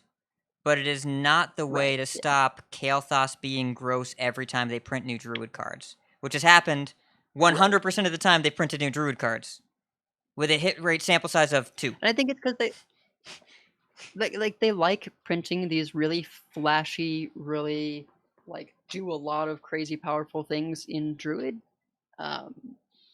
I guess because they know like, oh, you got the mana, you might actually have the chance to do this crazy stuff with, but like, yeah, Kael'thas just ignores all the rules, lets you do a million things in one turn, and now we also have Forest Warden Omu. I don't know. It's just I feel like we've been here before, and it's so like super enabled by all the cards that they've given here. I'm just looking like Twilight Runner, Forest Warden Omu, Guardian Animals, Nature Studies, Lightning Bloom. Like Nature Studies increases the consistency as well. I'm just going to make sure I don't talk about a card incorrectly. But yes. And we didn't even talk about Lightning Bloom and what it does for this deck, just giving you extra copies of Like we talked a little bit about it, but yeah. Yeah, we talked about it when it was revealed, but now that we have like the full picture, when we were in the good old days where we didn't think that, you thought you would play this for an advantage for a turn and then you'd have a big disadvantage the next turn. I mean, that's true in Shaman. Yeah, in Shaman, but also like we were hoping that this was not going to be a Kael'thas card, but it turns out that it's just going to end up being a Kael'thas card, and it's not going to matter that you have a little bit less mana the next turn because your turn was so powerful that it didn't matter. So we'll see. I hope we're wrong. I hope Fino is wrong. And that the deck ends up just being another version of Spell Druid that is equally as inconsistent. But when you add a bunch of minions that you can also just play on curve, that deck was all about inconsistency, was generally how you would win those games, right? They wouldn't have the overgrowth, but now you can just kind of play minions on curve and like survive a lot better than with Spell Druid. Then that gets scary, right? Do you want to hear? I will say another thing, just about Twilight Runner. The card has stealth. Yep. It is a 5 mana 5/4 stealth. Whenever this attacks, draw 2 cards. So if you're not recruiting it, yeah, as Bodikus just said, you can just play it on 5, and that's fine, right? Because you're gonna get your attack almost guaranteed and get to draw those 2 cards. Okay, so a couple things. First of all, I want to say, I think I can speak for all of us, we're still very excited for this expansion. This is the segment of cards we're scared of. This does not mean we are scared the set will be bad. There's going to be a lot of Hearthstone played between the 3 of us. There's going to be a lot of Hearthstone played between any one of us. The 3 of us together will probably be like medically an inadvisable amount of Hearthstone. It'll probably like, do not try this at home. We're professionals. But when you print a lot of 0 mana cards, and you have a card like Kael'thas that converts them into more mana, and then you have a bunch of payoffs, that's probably going to be a good thing. I will say, when some aspect of this gets changed, and I hope it's Kael'thas, because Kael'thas is both ramp and combo, and you shouldn't put the 2 of those together in one card. If we end up with the Malagos Druid deck, where you go Omu Germination, and then you get a second copy of Omu that refreshes your crystals again, then you play Malagos and you kill your opponent. If that deck is good, great. Fantastic. Because Standard needs a combo deck that's good. Standard needs a good combo deck. As long as it is not too good at surviving the mid-game, fine, make a good combo deck, please. We need one. And the Innervate will be in that deck, and there will be real consequence for that deck using that Innervate early, the Lightning Bloom early. I hope that combo deck is good. I want it, I need it to be good so that you have some kind of counter to mid-range everything. That's cool. The issue with the cards that we're talking about is how fast they happen and how hard it can be to stop it. And Kael'thas as a card is just... It's either going to be terrible or really, really busted, and it's going to depend entirely on critical mass of cards. And if they fix Kael'thas by changing other cards around him again this expansion, then you will see this happen again in the 6th set of the meta. You will see this happen again when they put out more cards, and that will happen whenever they put out more cards, because a card like Kael'thas is just waiting for a critical mass of a certain effect, and you get more when you print more cards without rotating out other cards. Just going to keep happening. So that kind of effect, he was originally revealed at the first player summit to only do it for your 3rd spell of the turn, not every 3rd spell. And they changed it because it was boring and weak. And now we might need to go back, because this will be not weak, but possibly still boring. For the other reasons. But we're still very excited for the set. I don't know. Yeah, I 100% agree. I just... It's that combination of, like, this and those theory crafting streams where it feels like, darn it, it's already broken in half. But, I don't know, I'm optimistic. I saw Tyler play the Masochist Zoo, and he just destroyed Dog, who wasn't on this deck, but was on the Malagos deck. And that's another reason that I hope that, this will go to the wayside and people will play the Malagos deck, which is at least potentially a bit slower. And so you have the opportunity to just overwhelm them with Flesh Giants and just big self-damage cards. And I think that's as it should be, right? The Zoo deck should beat the combo deck most of the time. So hopefully we can get to that balance. But it is about time that we move away from this and go into our card that we want to be good, but isn't. In my case, I have selected SSS, of which we discovered that there are 2 of these. There's the Self-Sharpening Sword, and then there is Star Student Stelina, who I feel like is a really cool card, and I like the idea of, we talked about it before, of going into your opponent's hand and choosing a thing to shuffle back in. In my opinion, it's less of a combo disruption card and more of a get rid of your board clear so I can push more face. But I think just being a 4-mana 4/3 and being outcast dependent for that effect, it's just not going to get there. And I think people are they're gonna run it initially, and it's not going to be doing what they want, and they're going to cut it out of a lot of lists, particularly when we're running a 1/3 that draws us 3 cards at the end of every turn. So we need our deck to be super cheap. Oh yeah, Voracious Reader, get in here. Get in here, Voracious Reader. I thought Glide was going to be okay, and then I was like, wait, we're just building the same deck but with this instead of Glide, because... Remember how we said Glide is a Jeeves? Then they gave us an asymmetrical 2-mana Jeeves. Okay, fine. Can do that. Yeah, Star Student, when it comes to the kind of disruption we will need this expansion, the kind of disruption we need this expansion is Sinister Strike. If you want to disrupt combo, get him! Get him! Oh, geez, Voracious Reader is not symmetrical.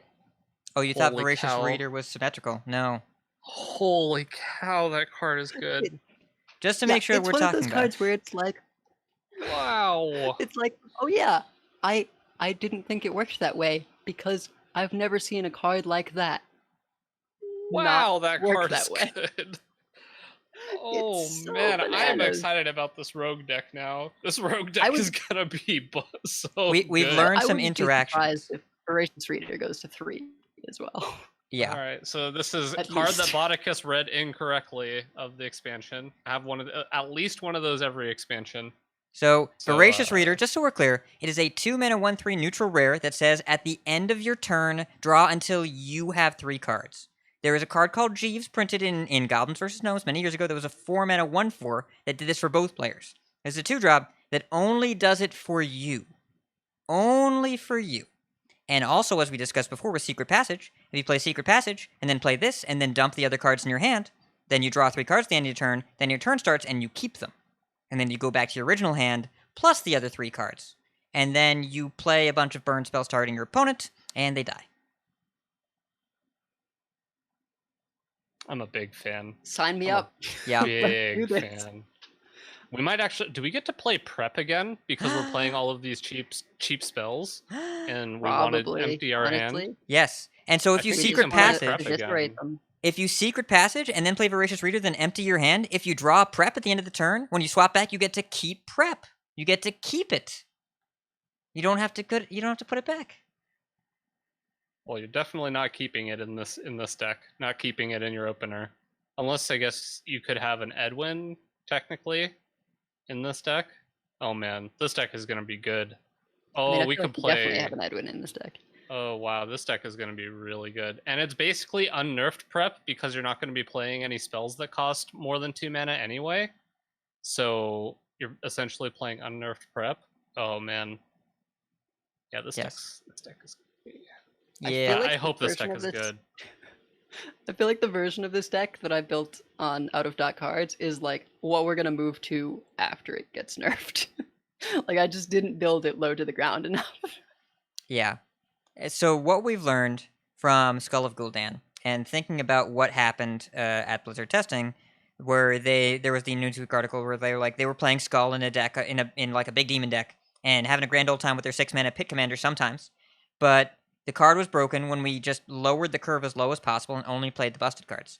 And so we're gonna take a rogue deck, and we're gonna go to the deck builder, and we're gonna type in the word damage, and we're gonna click all of those cards until we get to 4 mana, and then we're gonna stop. We're gonna hit all 0 through 3. If it says damage, put it in the deck, and then we're gonna type we're gonna type draw. We're gonna add those. And then we're gonna either type stealth or weapon, and then we're gonna play the deck along with 2 secret passage. Yeah, and I Edwin. mean, between Secret Passage and Voracious Reader, like I don't know how much more card draw you really need in the deck, because Yeah, we might not even need the cutting classes. Well, actually, yeah, those are probably your 3 card draw spells. You have Secret Passage, Cutting Classes, and Voracious Reader, and you're pretty well set on card draw. Then you can just add Deadly Poisons, Eviscerates, maybe even Saps if people are...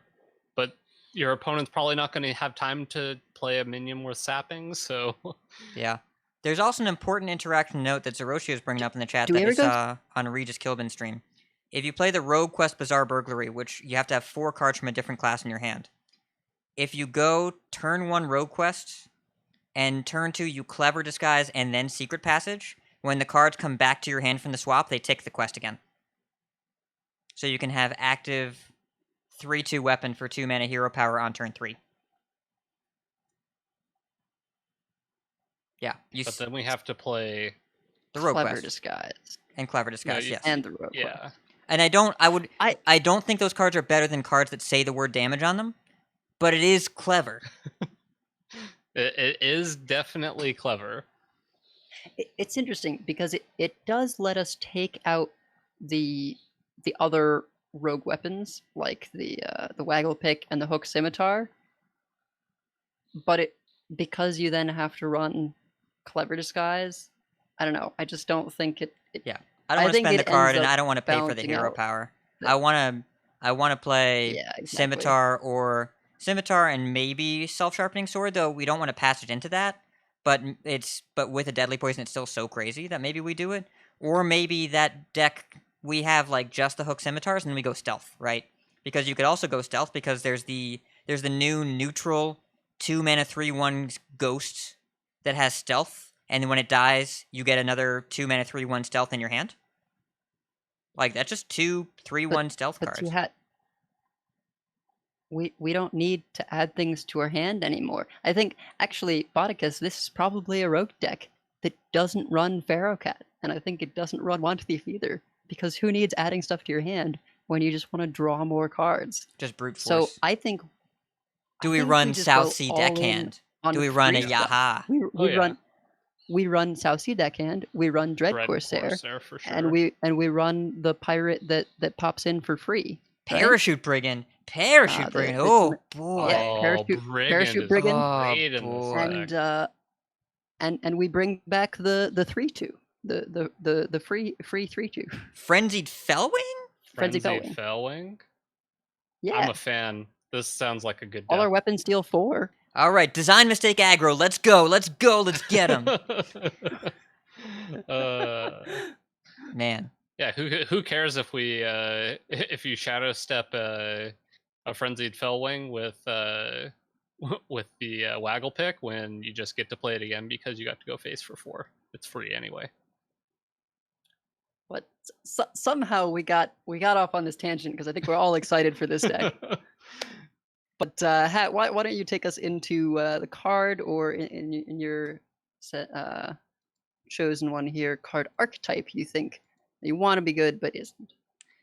So there are a couple things.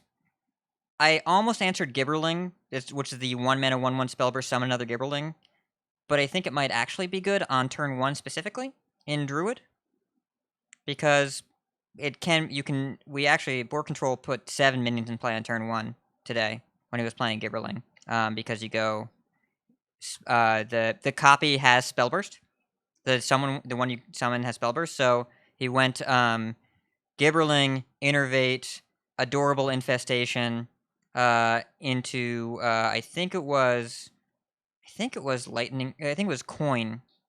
Yeah, just Innervate and Coin, and then played the Cub, and that was 1, 2, 3, 4. Yeah, I think that's 6 minions or 7 minions. There's a lot, and he killed his opponent on turn 4. So I think that might actually be good. So I can't say I think it's not good, but if it's not on turn 1, it's probably pretty bad. But also it's adorable, and I want it to be good because it's a feral gibber. It's the new one. But the thing that I want to be good that I'm pretty sure is not good is Soul Fragments. And let me be clear, I think we're going to play some Soul Fragment cards. And the Demon Hunter 4-mana 4/2 weapon, Battlecry, shuffle 2 Soul Fragments in your deck. If that were legal today, we would play that in Demon Hunter. But if that were legal today and the Battlecry was removed from the card and it was a blank 4-mana 4/2 weapon, we would play that in Demon Hunter and be thrilled about it.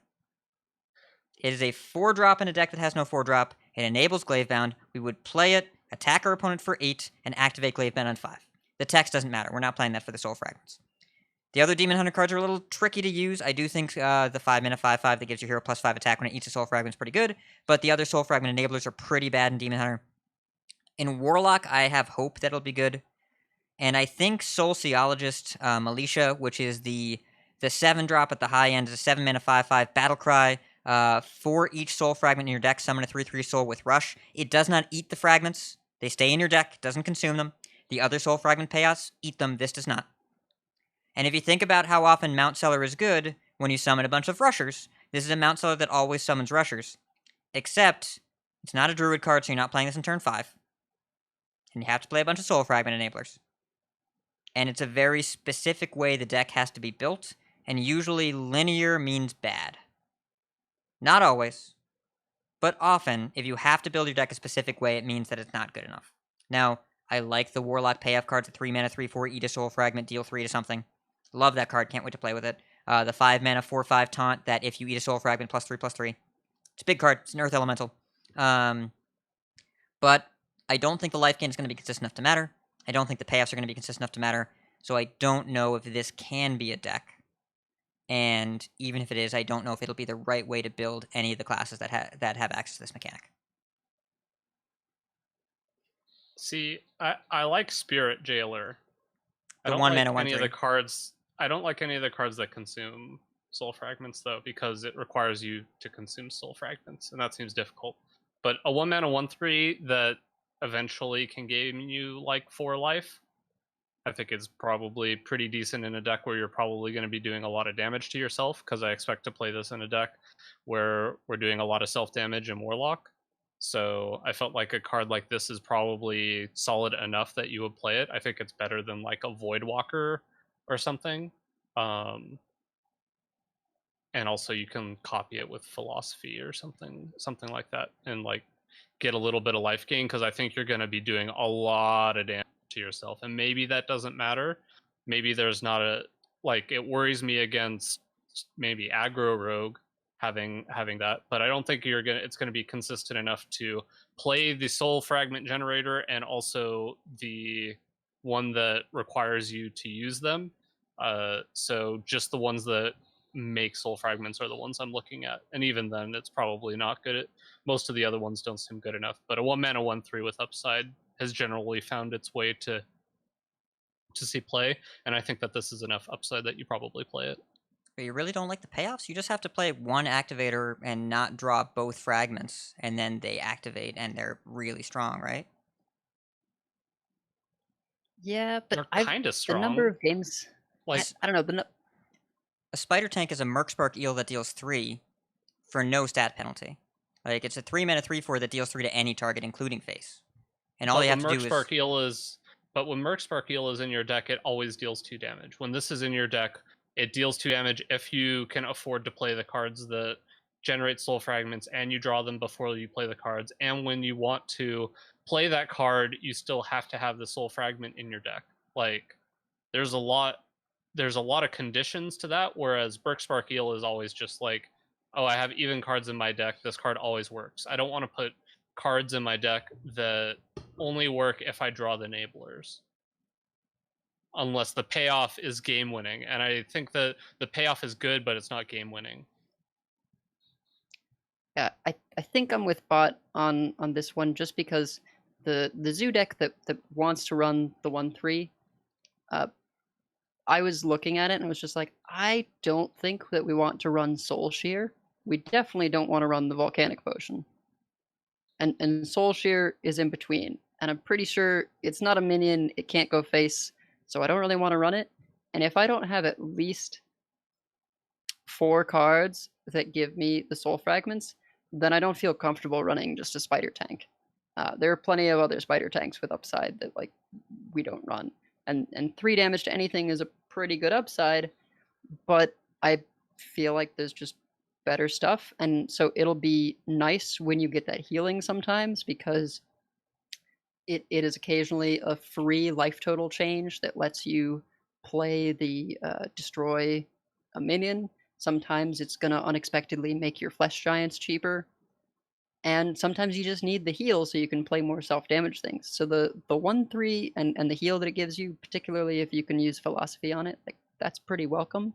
But I just don't know if there's space for any of the payoff cards, because you don't want to run the density of soul fragments to ever run them.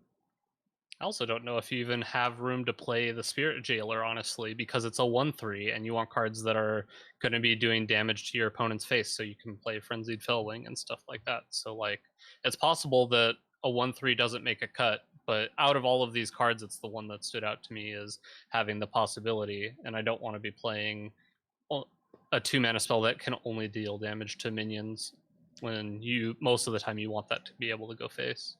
So, and just so I'm clear on this is the category card that I want to be good that isn't, and I understand that I think it is very specifically not quite what we want to do, but the deck I'm envisioning is you open Warlock and you add in 6 enablers, 4 payoffs, and the legendary at the top, and it is the Soul Fragment deck recipe of 2 Spirit Jailers, 2 Soul Shears, 2 School Spirits, 2 whatever the 3/4 is called, 2 Void Drinkers, and a Soul Ceologist Militia, and then I have 19 slots left to not die and figure out something else to do with the deck. And I doubt that it is good enough, and I doubt it would be good enough if you add into the standard meta right now with no other cards. Like, it would be worse than a lot of what's going on. Looks fun, synergistic, and sometimes you'll hit the Soul Fragment curve and it'll feel good, but I'm guessing it is a deck recipe level thing where it feels powerful when you watch it on a theory crafting stream or when you get it off Whizbang, and then you try and play it on ladder. It's like, oh, my deck does one thing one way, and sometimes it doesn't work, and the other cards don't really fit. I'm guessing that's what it'll feel like. So, I guess what we're saying is we agree with you. Yes. I think that's essentially what we're saying is we agree that this is probably not good enough. Yes. And we just went on a tangent because, like, the 3/4 seems like it should be good. It is good, but the deck is probably bad. So, speaking of things that probably aren't good enough, there's a card that I was excited about when it was previewed.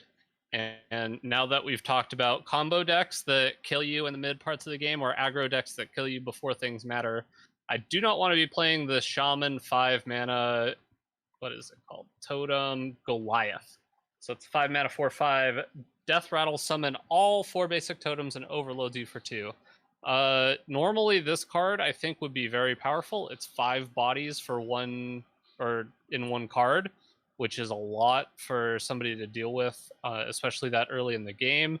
And we already know that totems are very powerful, and it curves very nicely into all of your different totem synergy cards because it costs 5 mana, and if you coin it out, then you have 3 mana next turn for a totem reflection. It is a totem itself, so it has all of these lovely things going for it. But I think that the last thing I want to be doing in this format is playing 5 mana minions that have good like stat cost ratio. So like maybe that's Jandis Barov or whatever is like not going to be good enough because it's just a random 5 drop. Can I make a tangent? Can I make a request? Okay. Sure. Saying Jandis Barov is kind of a bummer. Can we do J-Bar? Okay. Is this just because it sounds too close to jaundice? No, because it's so many syllables, and J-Bar is so much faster. Can we just do J-Bar? All right, Okay. sure. Okay, you can return to your totem discussion. Yeah, so it's probably not good enough unless Totem Shaman's good enough, and then this goes in it because it's a cool card. But I don't think it's going to be good enough because it seems like, based on my predictions that I'm going to have, we're going to have heavy combo and heavy aggro when the meta comes out, and this doesn't really have a good spot in either of those metas. So hope I'm wrong. I hope I get to play some Totem Goliaths, but I didn't think we were going to be playing Totem Shaman, and then I played it a bunch when the set first came out, and it was really freaking good, and it's even like still okay nowadays. So maybe I'm wrong, but I'm not hopeful. I want to I agree. totemic reflection this so badly. I want to make a second one. I want to copy it. But like, Totem Shaman gets ahead early and then kills your opponent, and you don't... If your opponent clears your board, you're not recovering from behind by playing a 5-mana Yeti that overloads you. That's not how you're swinging the game back. Particularly when it overloads you just enough that you can't Bloodlust the next turn. Which is 100% like, that dial is set to no Bloodlust allowed. That is what that says. That text says no Bloodlust allowed. It's kind of funny, because this card would actually be like... This card would probably be fine without the overload, honestly. But this card, I think, would actually... I wouldn't be upset with if this card didn't have overload. I wouldn't be saying that this is a broken card in the set. Would either of you think this card was completely broken? Well, if it didn't have overload, it would just be a druid card, right? True. Very true. It's... But it would summon 4 tutus, because that's what druid does. It would summon 4 treants. Yes. Yeah, it would just summon 4 treants, and it'd be... Yeah. I mean, like, I like the idea that you don't just want to build Shaman one way, and without the overload, this just becomes a Bloodlust enabler after the board clear. But at the same time, what else does Shaman have? Though they actually the Shaman got some good cards this expansion. If you're worried about a Bloodlust after, you just don't kill this card. Like, yeah, right? You just leave it up, and then because it's a death rattle. And then Shaman doesn't do anything with death rattles. So like, not only are you not worried about the Bloodlust, even if it was possible to be worried about the Bloodlust, you don't have to worry about it because you don't have to kill this card. Like, I don't know. It seems like a cool card that's probably just not going to be good enough, and that makes me sad. I mean, not killing it and then it getting reflected is kind of a big deal. Like, that would be a lot of stats. But you could play it. So Dexter in the chat, what's up, Dexter? Dexter in the chat is saying, play it on turn 8 and then reflect it. And I like that idea. And Shaman did get some mid-range tools. Shaman got some powerful mid-range tools, actually. You know what I one of saw them is? I saw a tidal wave, and I was like, "Oh, that's an Appa card." Oh man. Oh, yeah. That is an playing that control Appa card. shaman. I mean, That I was want good stuff. the druid shaman Windfury lady. I forget her name. It is what's her name? Speaker Gidra. 3 mana 1/4. The rush Windfury spell burst. Gain attack and health equal to that spell's cost. That card is juicy. So it's possible that we totemic reflection, but we aren't like super low to the ground aggro, and maybe we just Goliath copy it, and then we just that's the wind up punch, and it's more like a Whispers of the Old Gods token druid, where you have a big wind up, and then they die either way. Could do that. It does feel like Goliath should have taunt or something. It feels like maybe a 2 overload drawback on this card is not. It feels like this was so close to being a tantalizing shaman build around, and then they're like, better give it some debt. Got to make sure that this Just has overload consequences. 1. You could have overload 1 to this card and be fine, or make it cost Yeah. 4. Make it cost 4 with 2 overload. That's I honestly prefer Overload 1 to make it cost 4 to Overload. yeah, because then you have all these other cool synergies you can do. But with Overload 2, it just becomes like, where are we going to see this card? We're probably not. Or and it makes maybe, me sad. or maybe the card's actually super good, and we don't understand the Overload 2 because we haven't played with it yet, and then we play this 5 minute 4/5, and then our opponent blows up. I don't know. Yeah, maybe. Maybe we lightning I've been bloom this wrong. out. Maybe we bloom it. Maybe this is the next Sunkeeper Terum. I've been wrong Okay, about those this is cards not. before. This is not. I This feel. is not the next I feel extremely confident in saying that this is not both a board wipe and a minion buff that is also a defensive tool on curve in a class that doesn't otherwise have access to that. This card would be pretty good with Sunkeeper Terum. You know what other card I would be good will with say- Sunkeeper Terum? Cards in the game Hearthstone Heroes of Game. Warcraft. They would all be good with I will Sunkeeper s- Terum. I will say the Overload 2 is just, it feels like so very specific that it's like, we want you to be able to totemic reflection this. We want you to be able to play the weapon that copies all Splitting your Axe. totems with this. Yeah, Splitting Axe. We don't want you to be able to Bloodlust. That's what it feels like, is just being exuded from this card. It's just like all those things. Also, correction, Banana Freak to you correctly pointed out in the chat, it is no longer Hearthstone Heroes of Warcraft. But I think it was back when Sunkeeper Terum was around. But True. even if you lose the Heroes of Warcraft, Sunkeeper Terum's good with just the Hearthstone. You don't even need the other 3 words. Terum's still great. Just fewer words to make 3/3s. But yes, good point, Banana Freak. Don't disenchant your Terums. Don't do that. No. That's a terrible idea. Alright, so speaking of Shaman support cards, Edelweiss, there's a card that you think is either over or underrated. Why don't we talk about Instructor Fireheart?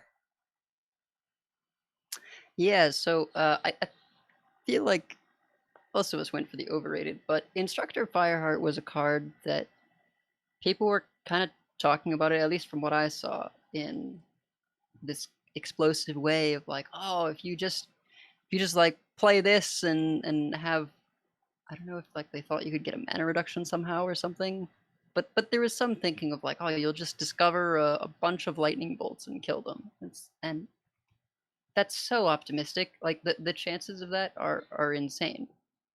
It's not like it takes into account how much mana you have, or it like automatically gives you options of like a cheap card, a mid card, an expensive card. It doesn't think as much as Kazakus or anything. It's just discover a spell, and like if you get to play the spell, then you can discover another spell. So like it's good, but it's not insane. And I think people are expecting that this is gonna give them a lot better things than it's gonna be, but to me it sort of feels like you're looking for a thing, and if you miss the thing you're looking for, you take the cheapest thing so that you have another chance. And don't get me wrong, I think it is a good card. I just don't think it's like a disgusting card. It's like it feels like a, I don't know, maybe a key support. Yeah. This card seems fine, but not amazing. Like, how many times have we played Tempo Electrostorm Surge? Yeah, it happens. Yep. So It's just always sad. it's that, except you now get the spell. It's on turn 3, 3 mana 3/3 discover a spell, fine. Right? Better than Vulpira Scoundrel. On turn 4 or 5, it can be 3 mana, 3/3. Discover a spell, play it, discover another spell. It scales throughout the game. It's flexible, it's useful, but you can't build around this card. You don't know what you're gonna get. You can. Hockey Boys 3 is going nuts with Dwarven Archaeologist, and is saying that he wants to kill people with Dwarven Archaeologist, which is the 2 mana 2/3 that whenever you discover a card, it makes it cost 1 less. Right. I think that is very Hockey Boys 3, and very the phrase I'm going to use is optimistic, and I'm looking forward to the Trollden clip. Really excited for the Trollden clip. And otherwise, it cannot. Yeah, I guess Valpyr's counter can discover Lightning Bloom, but still, I am Fireheart is cool, and I'm gonna put it in most Shaman decks, and I'm gonna play it on 3 a lot. It's I do not think top 5 Shaman cards receive this expansion because Shaman got some love. Shaman got some good cards. Yeah. It did. Wait, Shaman got good cards? A bunch of them. A bunch of very good cards, I think. But it's okay. So I'll briefly look at them because you're making a confused face that our audio listeners can't hear. Yeah, sorry. Trying to find the good Shaman cards. Okay, so I'll I read a am few. also slightly confused. Okay, hold. Am I taking crazy pills? All right, so there's yeah, Fireheart. No, the Shaman Mage ones. You're right. There's Ras Frost Whisper. There's Speaker Ghidra. All 3 of those are great. All 3 legendaries are strong, right? Yeah. Yeah. Okay. There's Diligent Note Taker, which is insane. Crazy card. The 2 mana 2/3 spell burst. Get the copy back. All right. Really good. I think that's the best one. Yeah. Oh, Rune Dagger. Rune Dagger's really good. Lightning Bloom is a Shaman card. You can play that in Shaman if you want. There's the Molten Blast, which is the 3 mana deal 2 damage, summon that many elementals. 1/1 elementals. Scales with spell damage. Can go face, by the way. You can target the face with that card. And so that's like kind of a scaling fixed implosion. Doesn't overload. Does not overload. Nope. So, I mean, maybe that used Molten to be... Breath is just... Molten Breath is just... Or Molten Blast is just imp... what was it called? It's implosion. Implosion, but whenever I would play the card... Instead of being random spell damage. It scales with spell yeah, damage. It's just... Yeah, but I mean...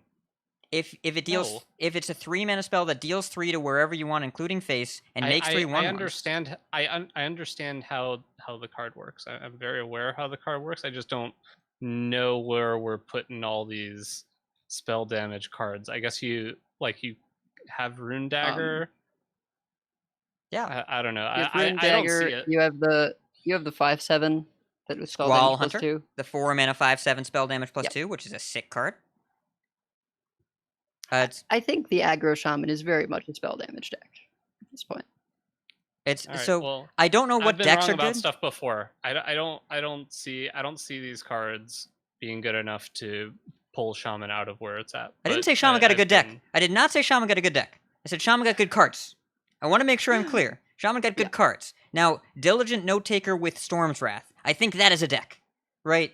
You build a deck around the idea of doing that to people, of making a board and then giving it +2/+2 for 4 mana, or potentially playing the Note Taker and then and it lives. There's something there. I think that's a deck, but I would be. And Dexter's saying in the chat, Spell Shaman tier 3+ or he'll shave my head. Everybody wins in both scenarios, including me. I cannot wait for Dexter to come over to my house and lovingly shave my head. I just want to play Note Taker and double Lightning Bolt people. Yeah, just get him! Just get him! 2 mana, 2/3, Spellburst, get him again! That Lightning Bolt is going to do 4 damage each or something. Just Lava Burst with the him! amount of spell damage. Just get him with the Lava Burst! That's a Pyroblast! I don't know. It just feels like these cards are good. Maybe the deck doesn't have everything it needs, right? But I feel like that there are good Shaman cards in this expansion, and including the card we're looking at, which I think is not a top 5 Shaman card received. I don't know if all these cards are cohesive, but there are a lot of solid things here. A lot of solid things here. But you were very quick tangent. Yeah, go ahead. Trick Totem makes me so sad Oh, I hate that card. because they were like, "Oh, we wanted to make a mage shaman totem," and just the way they talked about it, where it was like, you know, the totem of shaman and then some of that casino-ness of mage, and I was like, no, when did we establish that casino, which was mage's identity? I don't want these. It just at the Yeah. end of your turn, cast a random spell that costs 3 or less. Like, how many times is it killing itself? I just Or blowing out the game. and so It can also get or secrets blowing out the game because it's It can not also get limited to your current Yeah. class. It is all spells, a random spell.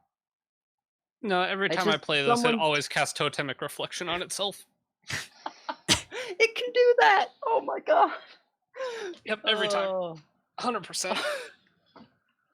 There's gonna be some Jolden glyphs of this one, and like I'll be happy for the clips, but sad that this was the Shaman Mage totem. I don't want to play this in a totem deck. Because I rated this gonna make card me a sad, like, 1. half the time. I rated this card a 1 the second I saw it on principle. I understand that it's probably worth playing in many decks. I rated it a 1 and I refuse to play it. I'm just not going to do it. If I find this in any decks, I'm going to remove it from the deck and I'm going to play something else. I'm just not interested. Just not Keep that interested. in mind for your code redemptions. So anyways. So Bodicus, you seem to be quite skeptical. Speaking of cards that you're skeptical about, are there any ratings that from other people that you have found fishy? So there's this card that got revealed called Fishy Flyer. It's a 4 mana 4/3 rush death rattle, add a 4/3 ghost with rush to your hand. And I haven't seen a lot of people talk about this card. There's one person I did see talk about this card that it would be the Frozen Shadow Weaver of the set. And that was one ridiculous hat. I'm interested to know why. Like why this is a 4 mana 4/3 with rush. Like, what deck would ever play that card? It's 2 4 mana 4/3s with rush. You're not at the same time. You got to pay for both of them. You have to. Yeah, you have to pay for both of them. It's just like, I mean, So- Restless Mummy doesn't see play right now and is way better than this card. This is a neutral. It's if you want a removal spell that isn't a spell, so you avoid triggering spell burst, you're probably running this card. Now, is that deck good enough? Probably not. Is this a consistent removal option that is a little bit mana inefficient at all levels? Probably. It's 4 mana, deal 4, and you have to pay for it twice, right? Faceless Corruptor is a much better card. I'm not going to say it's not. But Faceless Corruptor requires you to have a minion in play to get the full value out of it. This is, you play it is very honest about what it does not trigger spell burst, gives you a second one to use later in the game. You can play on 8 mana, you can play both of them. I don't think this is deck defining. I don't think this is too good of a deal. But I think that if you want a neutral removal tool like a Rustied Raider or something, I think this is better than Rustied Raider. And we're playing that in some decks. I don't know. Disagree. The decks that run Rustied Raider do so for a very particular reason, which is in Mage you get to Conjurer's Calling the leftover body, and in Shaman you get to play it with Apotheosis, and that's pretty gross. I will say though that this is going to be an incredible rip off of the Angling Rod in Paladin. Like, we might honestly that's play just this in bananas Murloc Paladin. sometimes. We could play it in Murloc Paladin. The Murloc Paladin list is a little tight, so I don't know if we do. We're probably like putting it in over the Singleton True Silver if we are. If Murloc Shaman is ever a thing, I think it goes in Murloc Shaman, because that list suffers from not having enough sort of removal tools, right? You don't have good weapons for it, and the spell damage weapon isn't helping you on that front. So maybe something like this would go in that if it's ever a thing. But I will say just having this in the random Murloc pool is important, because right now that the Murloc Paladin generates a lot of random Murlocs between Fishflinger and the Angling Rod, and either of those giving you Underlight Angler, which will give you more random Murlocs. Like, this is gonna show up in games with Murloc Paladin, and I think it's going to be pretty solid when it does. And it gives you 2 instances of Murlocs, which is nice because without the card draw, that deck can run out of gas.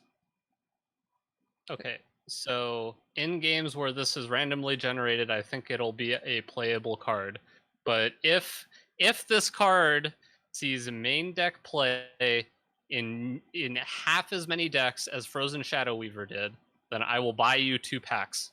Okay, Ridiculous hat. I maybe will just straight up buy you 2 packs. maybe because Shadow this Weaver card was is not trash. maybe Shadow Weaver was not the right comparison. But there are a couple of these ghosts that are interesting, right? The 2-mana one is a 3/1 stealth that gives you a 3/1 stealth. The 6-mana one is a 5/7 taunt that gives you a 5/7 taunt. You have to pay for these twice, but it's at least a neutral, non-spell based damage source, removal spell. The 5/7 taunt that's 14 but. You have to pay for it with 12 mana, but it's 14 but in one card. There's some relevance to incremental value once ever in Hearthstone still, right? Like, we care about incremental value at some point, right? I understand it's not necessarily the greatest deal. It's a neutral. It's a common. I'm not going to say this is a format-defining card, but I'm saying sometimes if you want to kill an evasive Feywing on turn 4, you can do this, and then when your opponent plays something else, you can kill that too. There's got to be something there.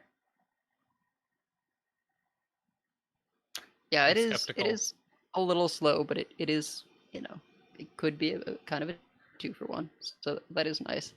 I will say that in terms of all of these ghost cards, sweet mechanic, very Harry Potter. I feel like the stealth one, the 2-mana 3/1, really wanted to run in Stealth Rogue, but it's just overshadowed by all the card draw that class is getting with the Secret Passage and the Librarian, or the one that draws you 3 at the end of the turn, and it just isn't fast enough. Yeah, like, it's possible the format will shape up, given that we're talking entirely about 0 and 1 mana cards in the show today, that a value minion-based removal spell is not what we're looking for. And also, maybe Frozen Shadow Weaver doesn't see a lot of play anymore either. I don't know. Maybe we don't have room for that either. Yeah, because Frozen Shadow Weaver came into the format specifically because it dealt with Demon Hunter and Warrior, which were the 2 most popular classes by a wide margin, and being able to slow their weapon down for a turn, so it made a lot of sense, and had like decent stats and lined up well in the format. Whereas I don't foresee a format that ever lines up with this card. So I'm struggling to see the spot that this has. But I guess we'll find out, won't we? I don't expect a high representation of this card. I'm saying I saw it and I said, this seems like kind of an okay deal. 4-mana 4/3 Rush is not terrible. It's not terrible. So you just play this and kill a 2/2, and they have to trade into it, and then you play the second copy. I don't know. It feels like this might be a non-embarrassing. In the format that's dominated, the format was dominated by 2/3s for a moment.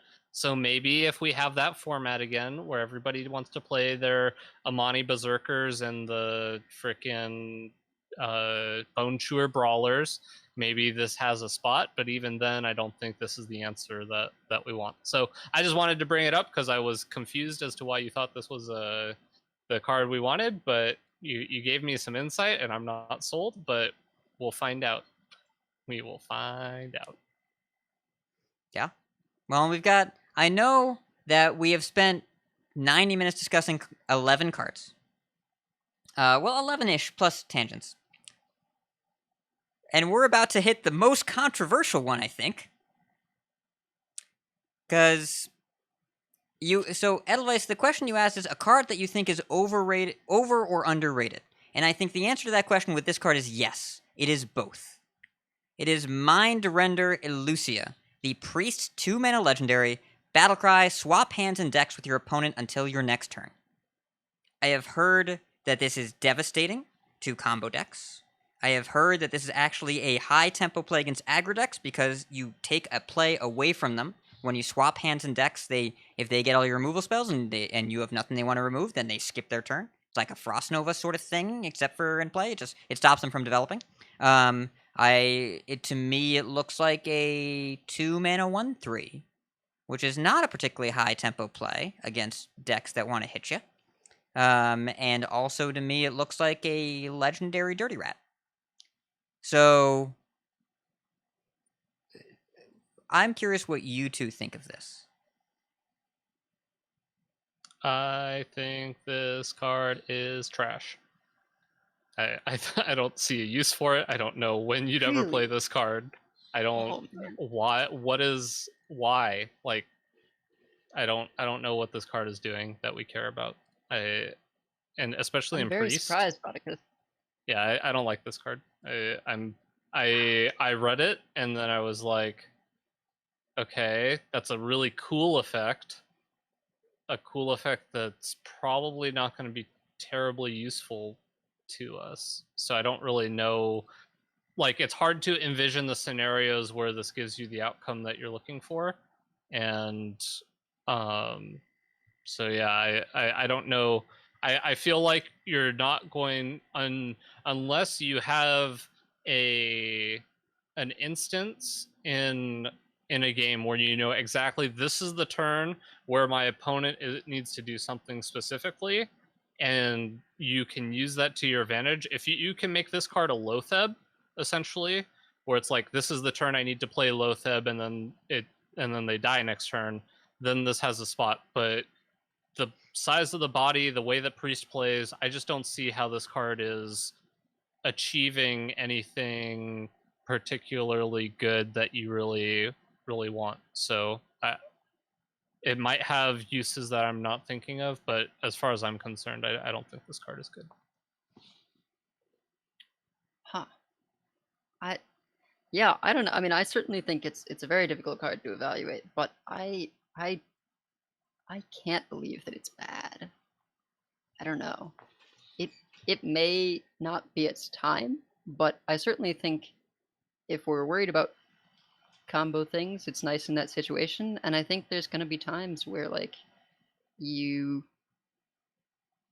don't have much to do in the early game, and you like play some of their stuff because you don't have anything playable in your hand, and then they can't do anything on their turn, and you get your hand back with very minimal downside. I don't know. It's gonna be pretty skill testing of when you play it, I think, and it's gonna be very specific kind of deck that feels comfortable playing it. But I think for me, it's sort of like, you know, Madame Lazul didn't see play for the longest time, and then saw a bunch of play. I feel like this one, I don't know, people may put it in too much stuff at first and then realize that it's not as spectacular as they thought, but then figure out what its sort of true place is. It'll be weird randomly generated for sure, because then you're not intending to play with it then, and then who knows what the situation will be. But I feel like there could be plenty of times where you seriously mess with your opponent, specifically for the take their hand for a turn aspect.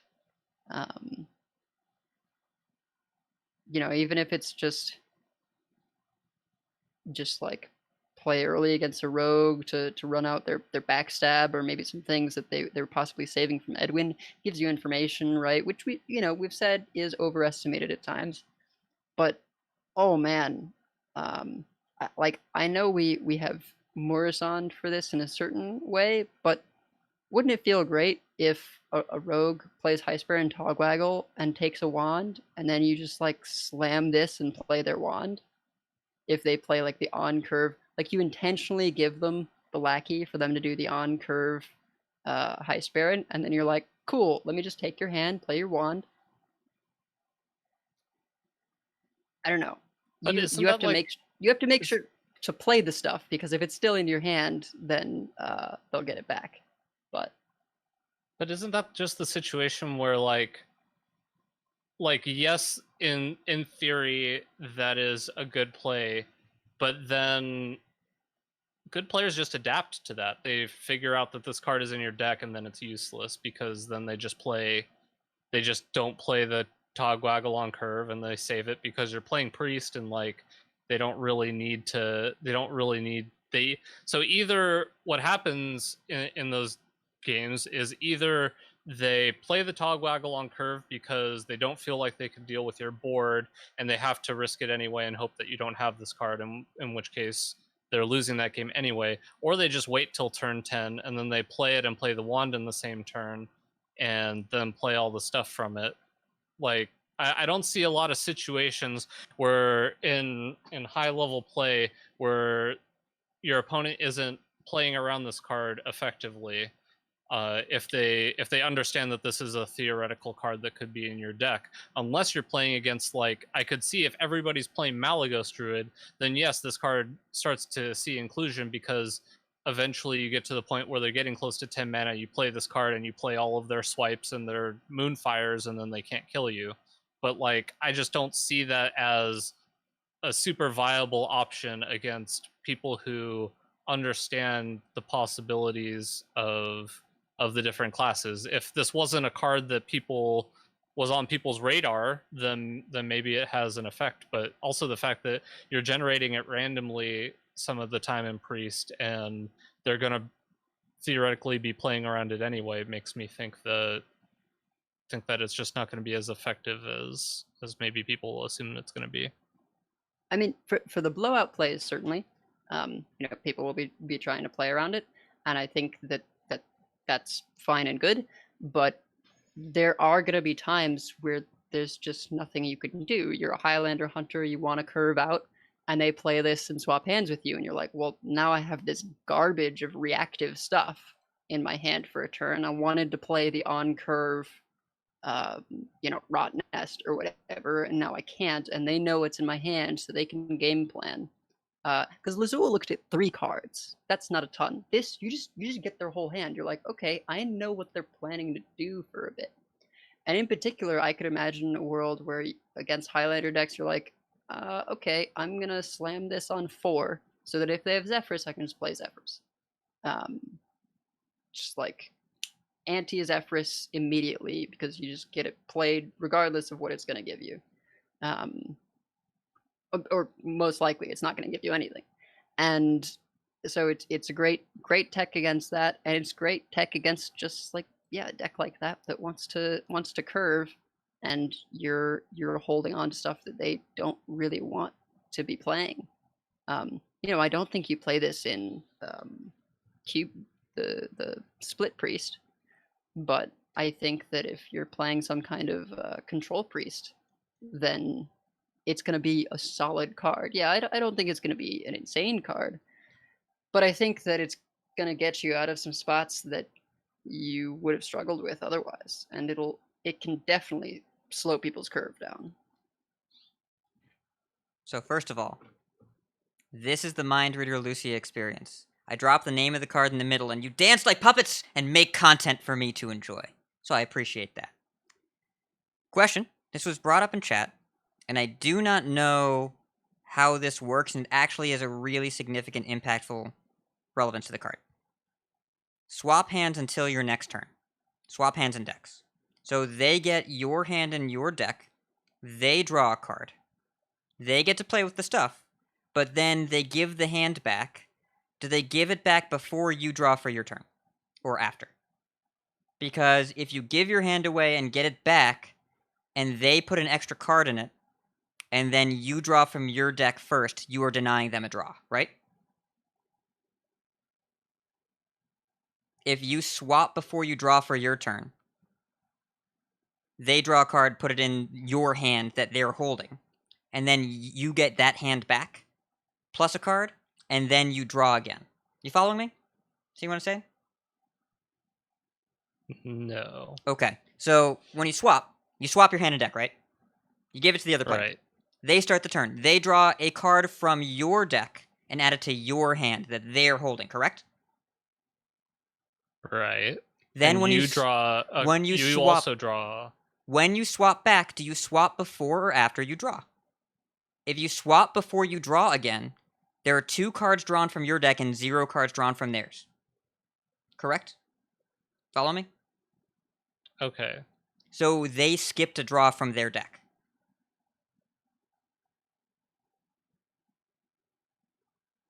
Okay. That has value. That And- definitely has value. So I'm not sure if that's how that works. Chat is confused about it. I'm not sure if anybody saw Mind Reader Illucia played today. I looked on Twitter and I couldn't see it. But until your next turn, typically triggers like that start at the beginning of the turn before you draw. Typically. Not always, but typically. Now, I would imagine this is not... Edelweiss, you're muted if you're talking. You've been muted for a little while, actually. Whoops. Yeah, I think we can look at Secret Passage, and it works that way. Oh yeah, Secret Passage. Well, no, Secret Passage swaps back before you draw. Right? That's what I mean. So I suspect this also being a swap back at start of next turn will function in the same way. Okay, so that definitely has value. Yeah. That has value for sure. Yeah, but at the same time, also, this card is impossible to evaluate. It is very, very difficult. Oh, Secret Passage is end of turn. Secret Passage is end of your turn? Okay, that's different. Oh, okay. Yes. Never So, mind. if this card denies your opponent a draw, that is relevant. I don't know if it works that way, and I'm not going to make a judgment on it because we haven't had this effect before. It would feel more like it would make more sense to me if it did not deny a draw. But that means also at the start of your turn, you would draw a card from your opponent's deck and then give that back to them. That feels really weird. But so Skull of Minari is start of the turn, but this is not start of your turn. This is until your next turn. Until and start are not the same either. But my guess from the rules that I know, unless this is a hard-coded exception, is that this should swap back before you draw, which means your opponent gets to put a card in your hand and then give it back to you. I'm pretty sure it does. So I'm going to operate under the assumption that it eats a draw. Now, with that being said, it only kind of eats a draw because your opponent spends 0 mana to get your full hand and can play whatever they draw and have from your deck. Now, if your hand is all penances and time rips, and they just gave you all of their Satyr Overseers, they might not have anything to play. I don't really know. Maybe that's like the goal. They have a 1/3 that they can target with that penance. Sure, okay, yeah. They really showed you. If Aggro Demon Hunter is taking a turn off... That's one less penance that you have in hand. But if Aggro Demon Hunter took a turn off to penance your 1/3 and you get an extra card out of it, like because you denied them a draw, that seems alright. Now, with that being said, I am not going to pretend to be able to evaluate this card, but I think there are two versions of this card. There's the version you play in your deck, and there's the version you randomly generate. And I will say straight up, the version you randomly generate is going to be really powerful, because you're going to have a pile of them. Good. Yes, but you can't depend on that, and that's the Priest Galakrond, and this being in that pool. But the thing about this card is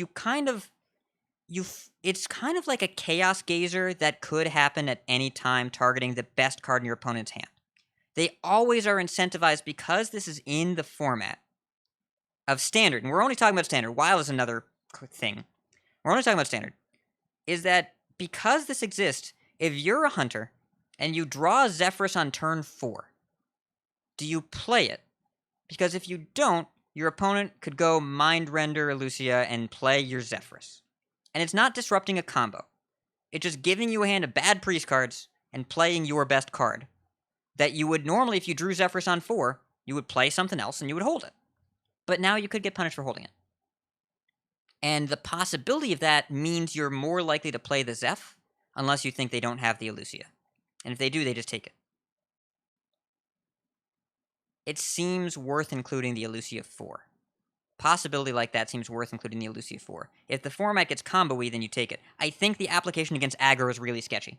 Like, all the priest decks in the current format want to play minions, because if you don't play minions, that's not good for you, and they can invoke for you, and maybe you don't want to invoke your opponent's Galakrond, but they can play your invokes and get stuff. The invoke should hit the Galakrond in the deck. I don't think that's player-specific. It should hit the Galakrond itself. Pretty sure it does. Fairly confident. This is a weird card. I thought if you invoke and you don't have a Galakrond in deck that it just doesn't do anything. But you do have a Galakrond in deck. You took your opponent's deck. Oh, yeah, you're Yeah, right. yeah. Well, that's super weird.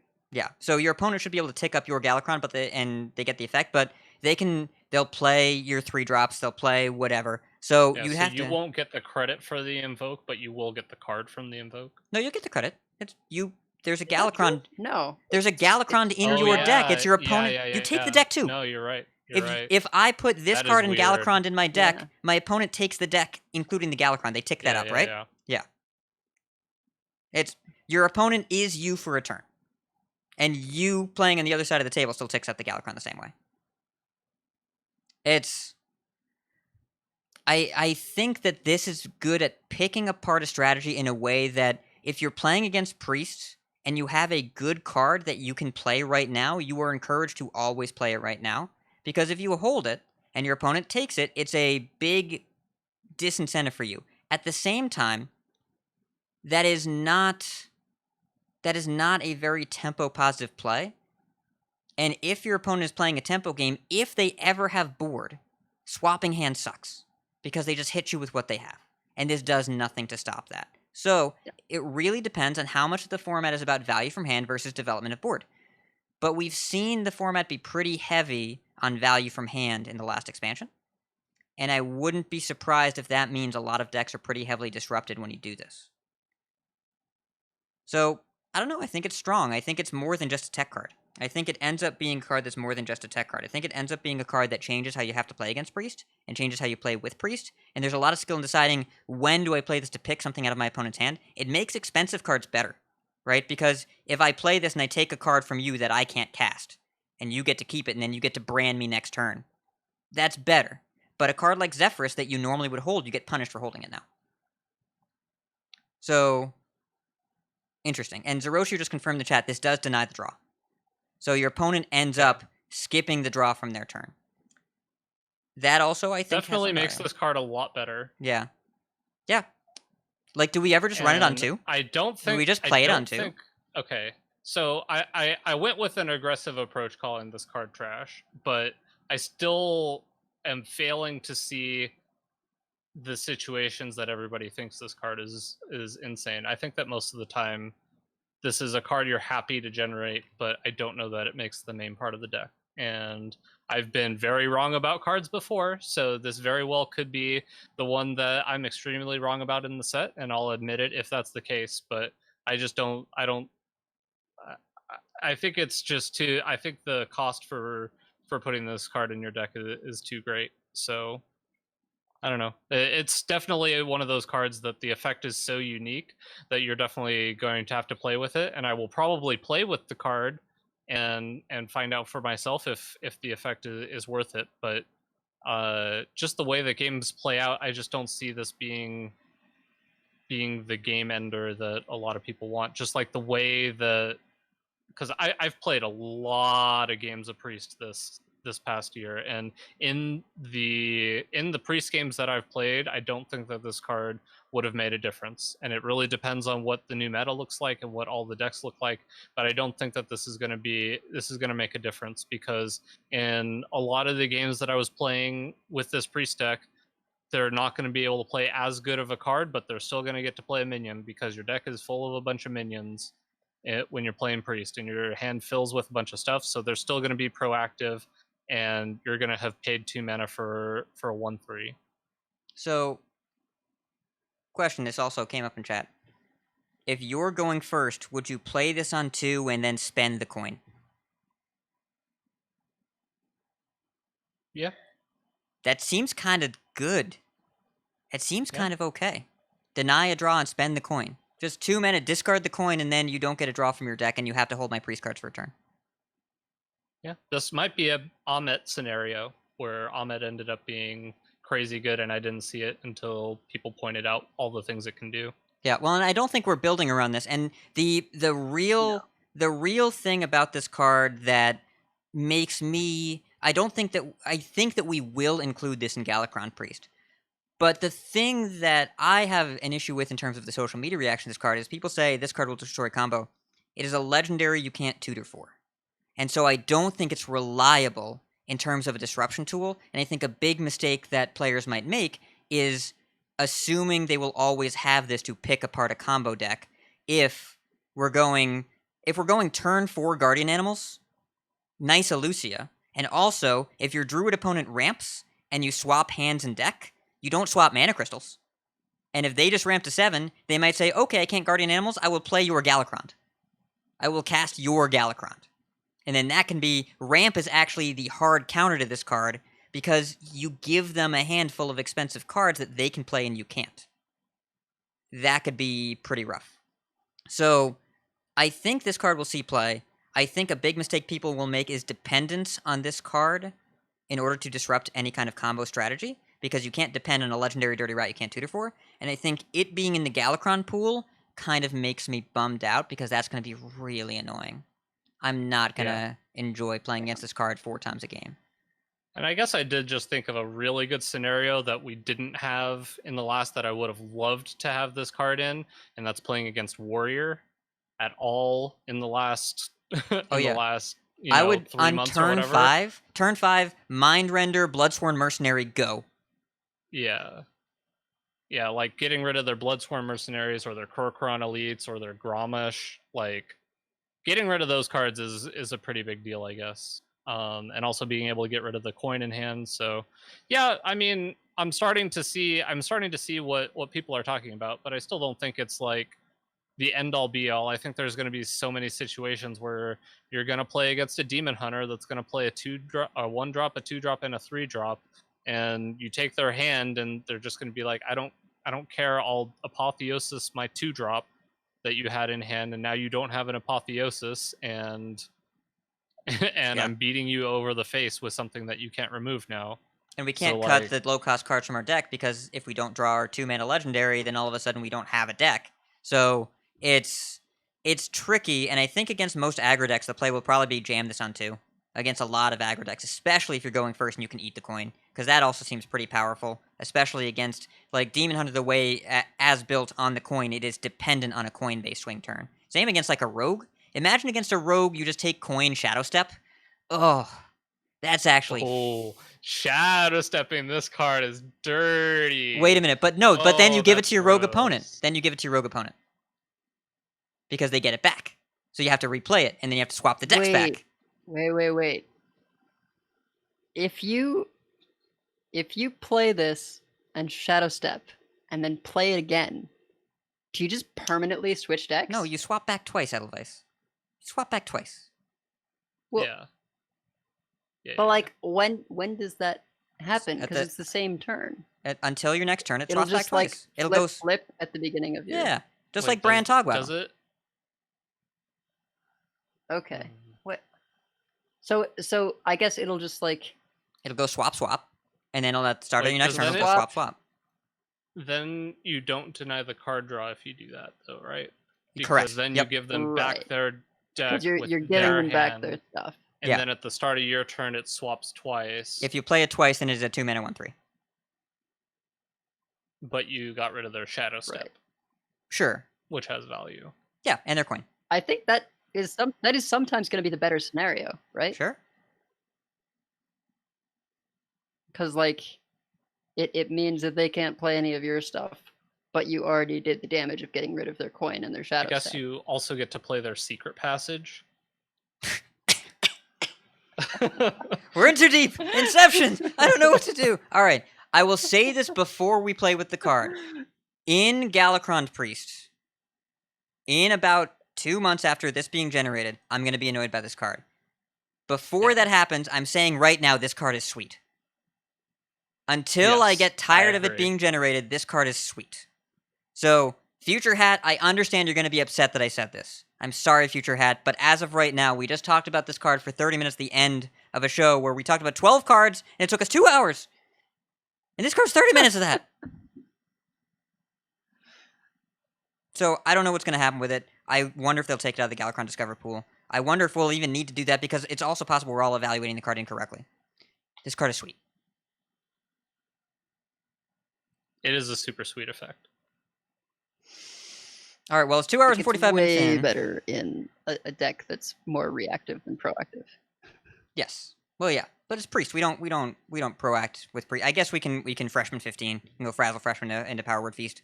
But other than that, we're not really proactive as priests. Anyways, that's going to do it for our show. So thank you everyone for tuning in. We're all really excited about the new set, and we will be recording next week on Friday the 7th, not Thursday the 6th. The set comes out Thursday the 6th, so we're giving it a day. We're going to record the day after on Friday the 7th.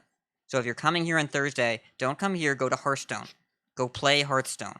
We'll be doing the same thing. I'll be opening packs that night and streaming it, and then playing a pile of deck lists. I'll be playing all the deck lists that night. So we'll see you on that Friday. On Thursday, go play Hearthstone. But we have many folks who'd like to thank. Check out our thanks section on the website at coincede.com. You can find our content and show notes and our Patreon information. You can monetarily support our show at patreon.com/coincede. Join us every week live by following us on twitch.tv at twitch.coincede.com. Join our community chats in our Discord at discord.coincede.com. Write into our email at coincede@gmail.com. Follow us on Twitter at coincede. Like, share, and follow us on Facebook at facebook.com/coincede. If you'd like some CC swag, head into our shop at shop.coincede.com. Big thanks to our producers, Number 3, Itinerant Wizard, Tony S, Doge, TK, and Karhu. We had raids. Clark Hellscream, thanks for the raid. Wicked Good, thanks for the raid. SE2 Forever, thanks for the raid. And subs during the show. Level 69 Hitmonchan, Saku, Sijahung, and Womprat, thank you so much for the subs. Coin Concedes. Edelweiss, hit us.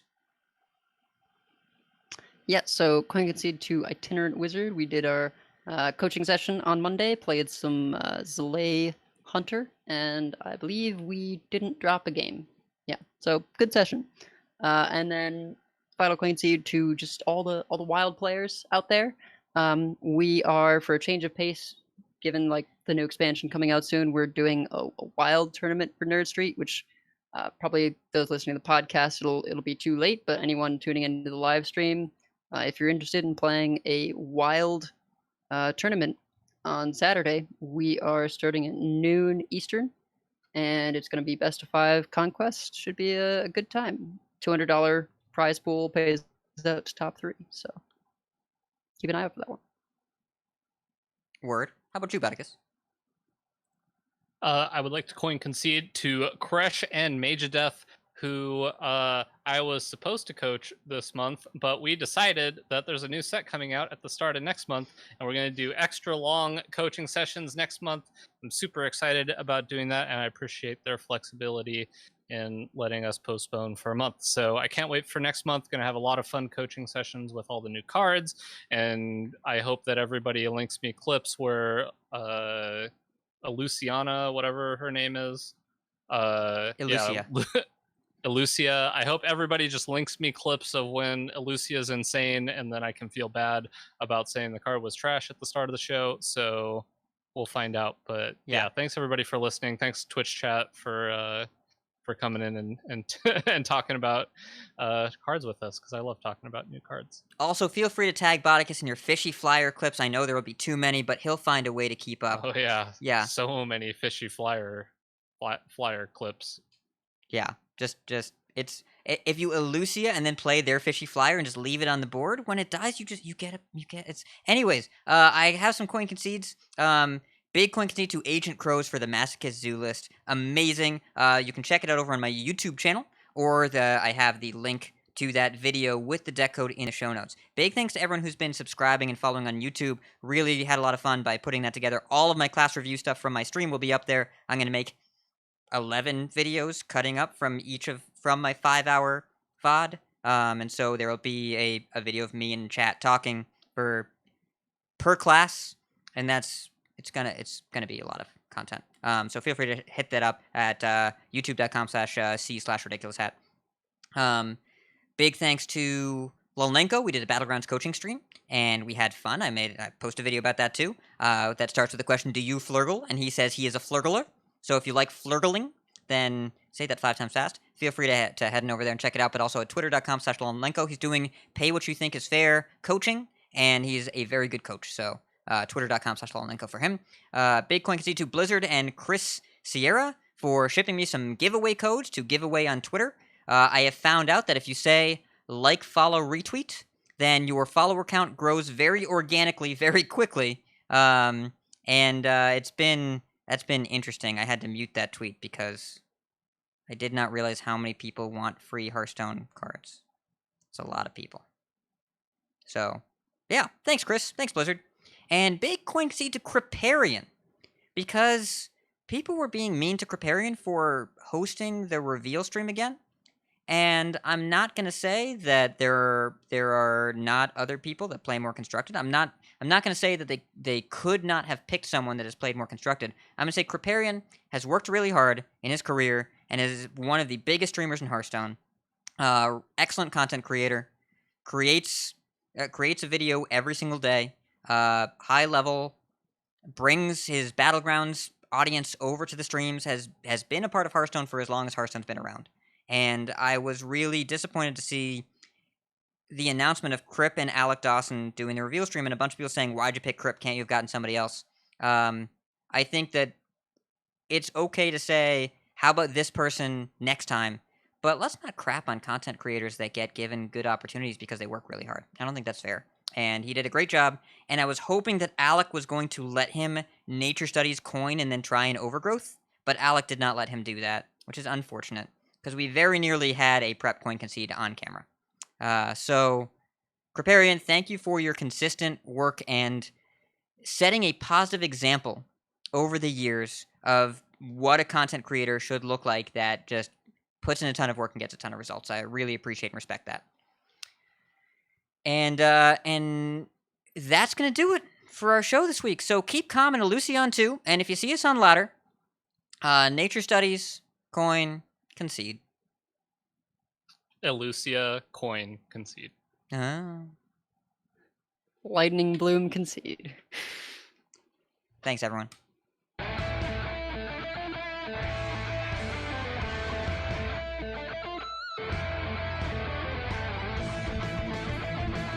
Very well. The day is yours. All right. As usual, I'll add that in post. 2 hours, 52 minutes, 12 cards. I'm glad we didn't do a full review. Stopping the stream now. Thanks, everyone, for tuning in.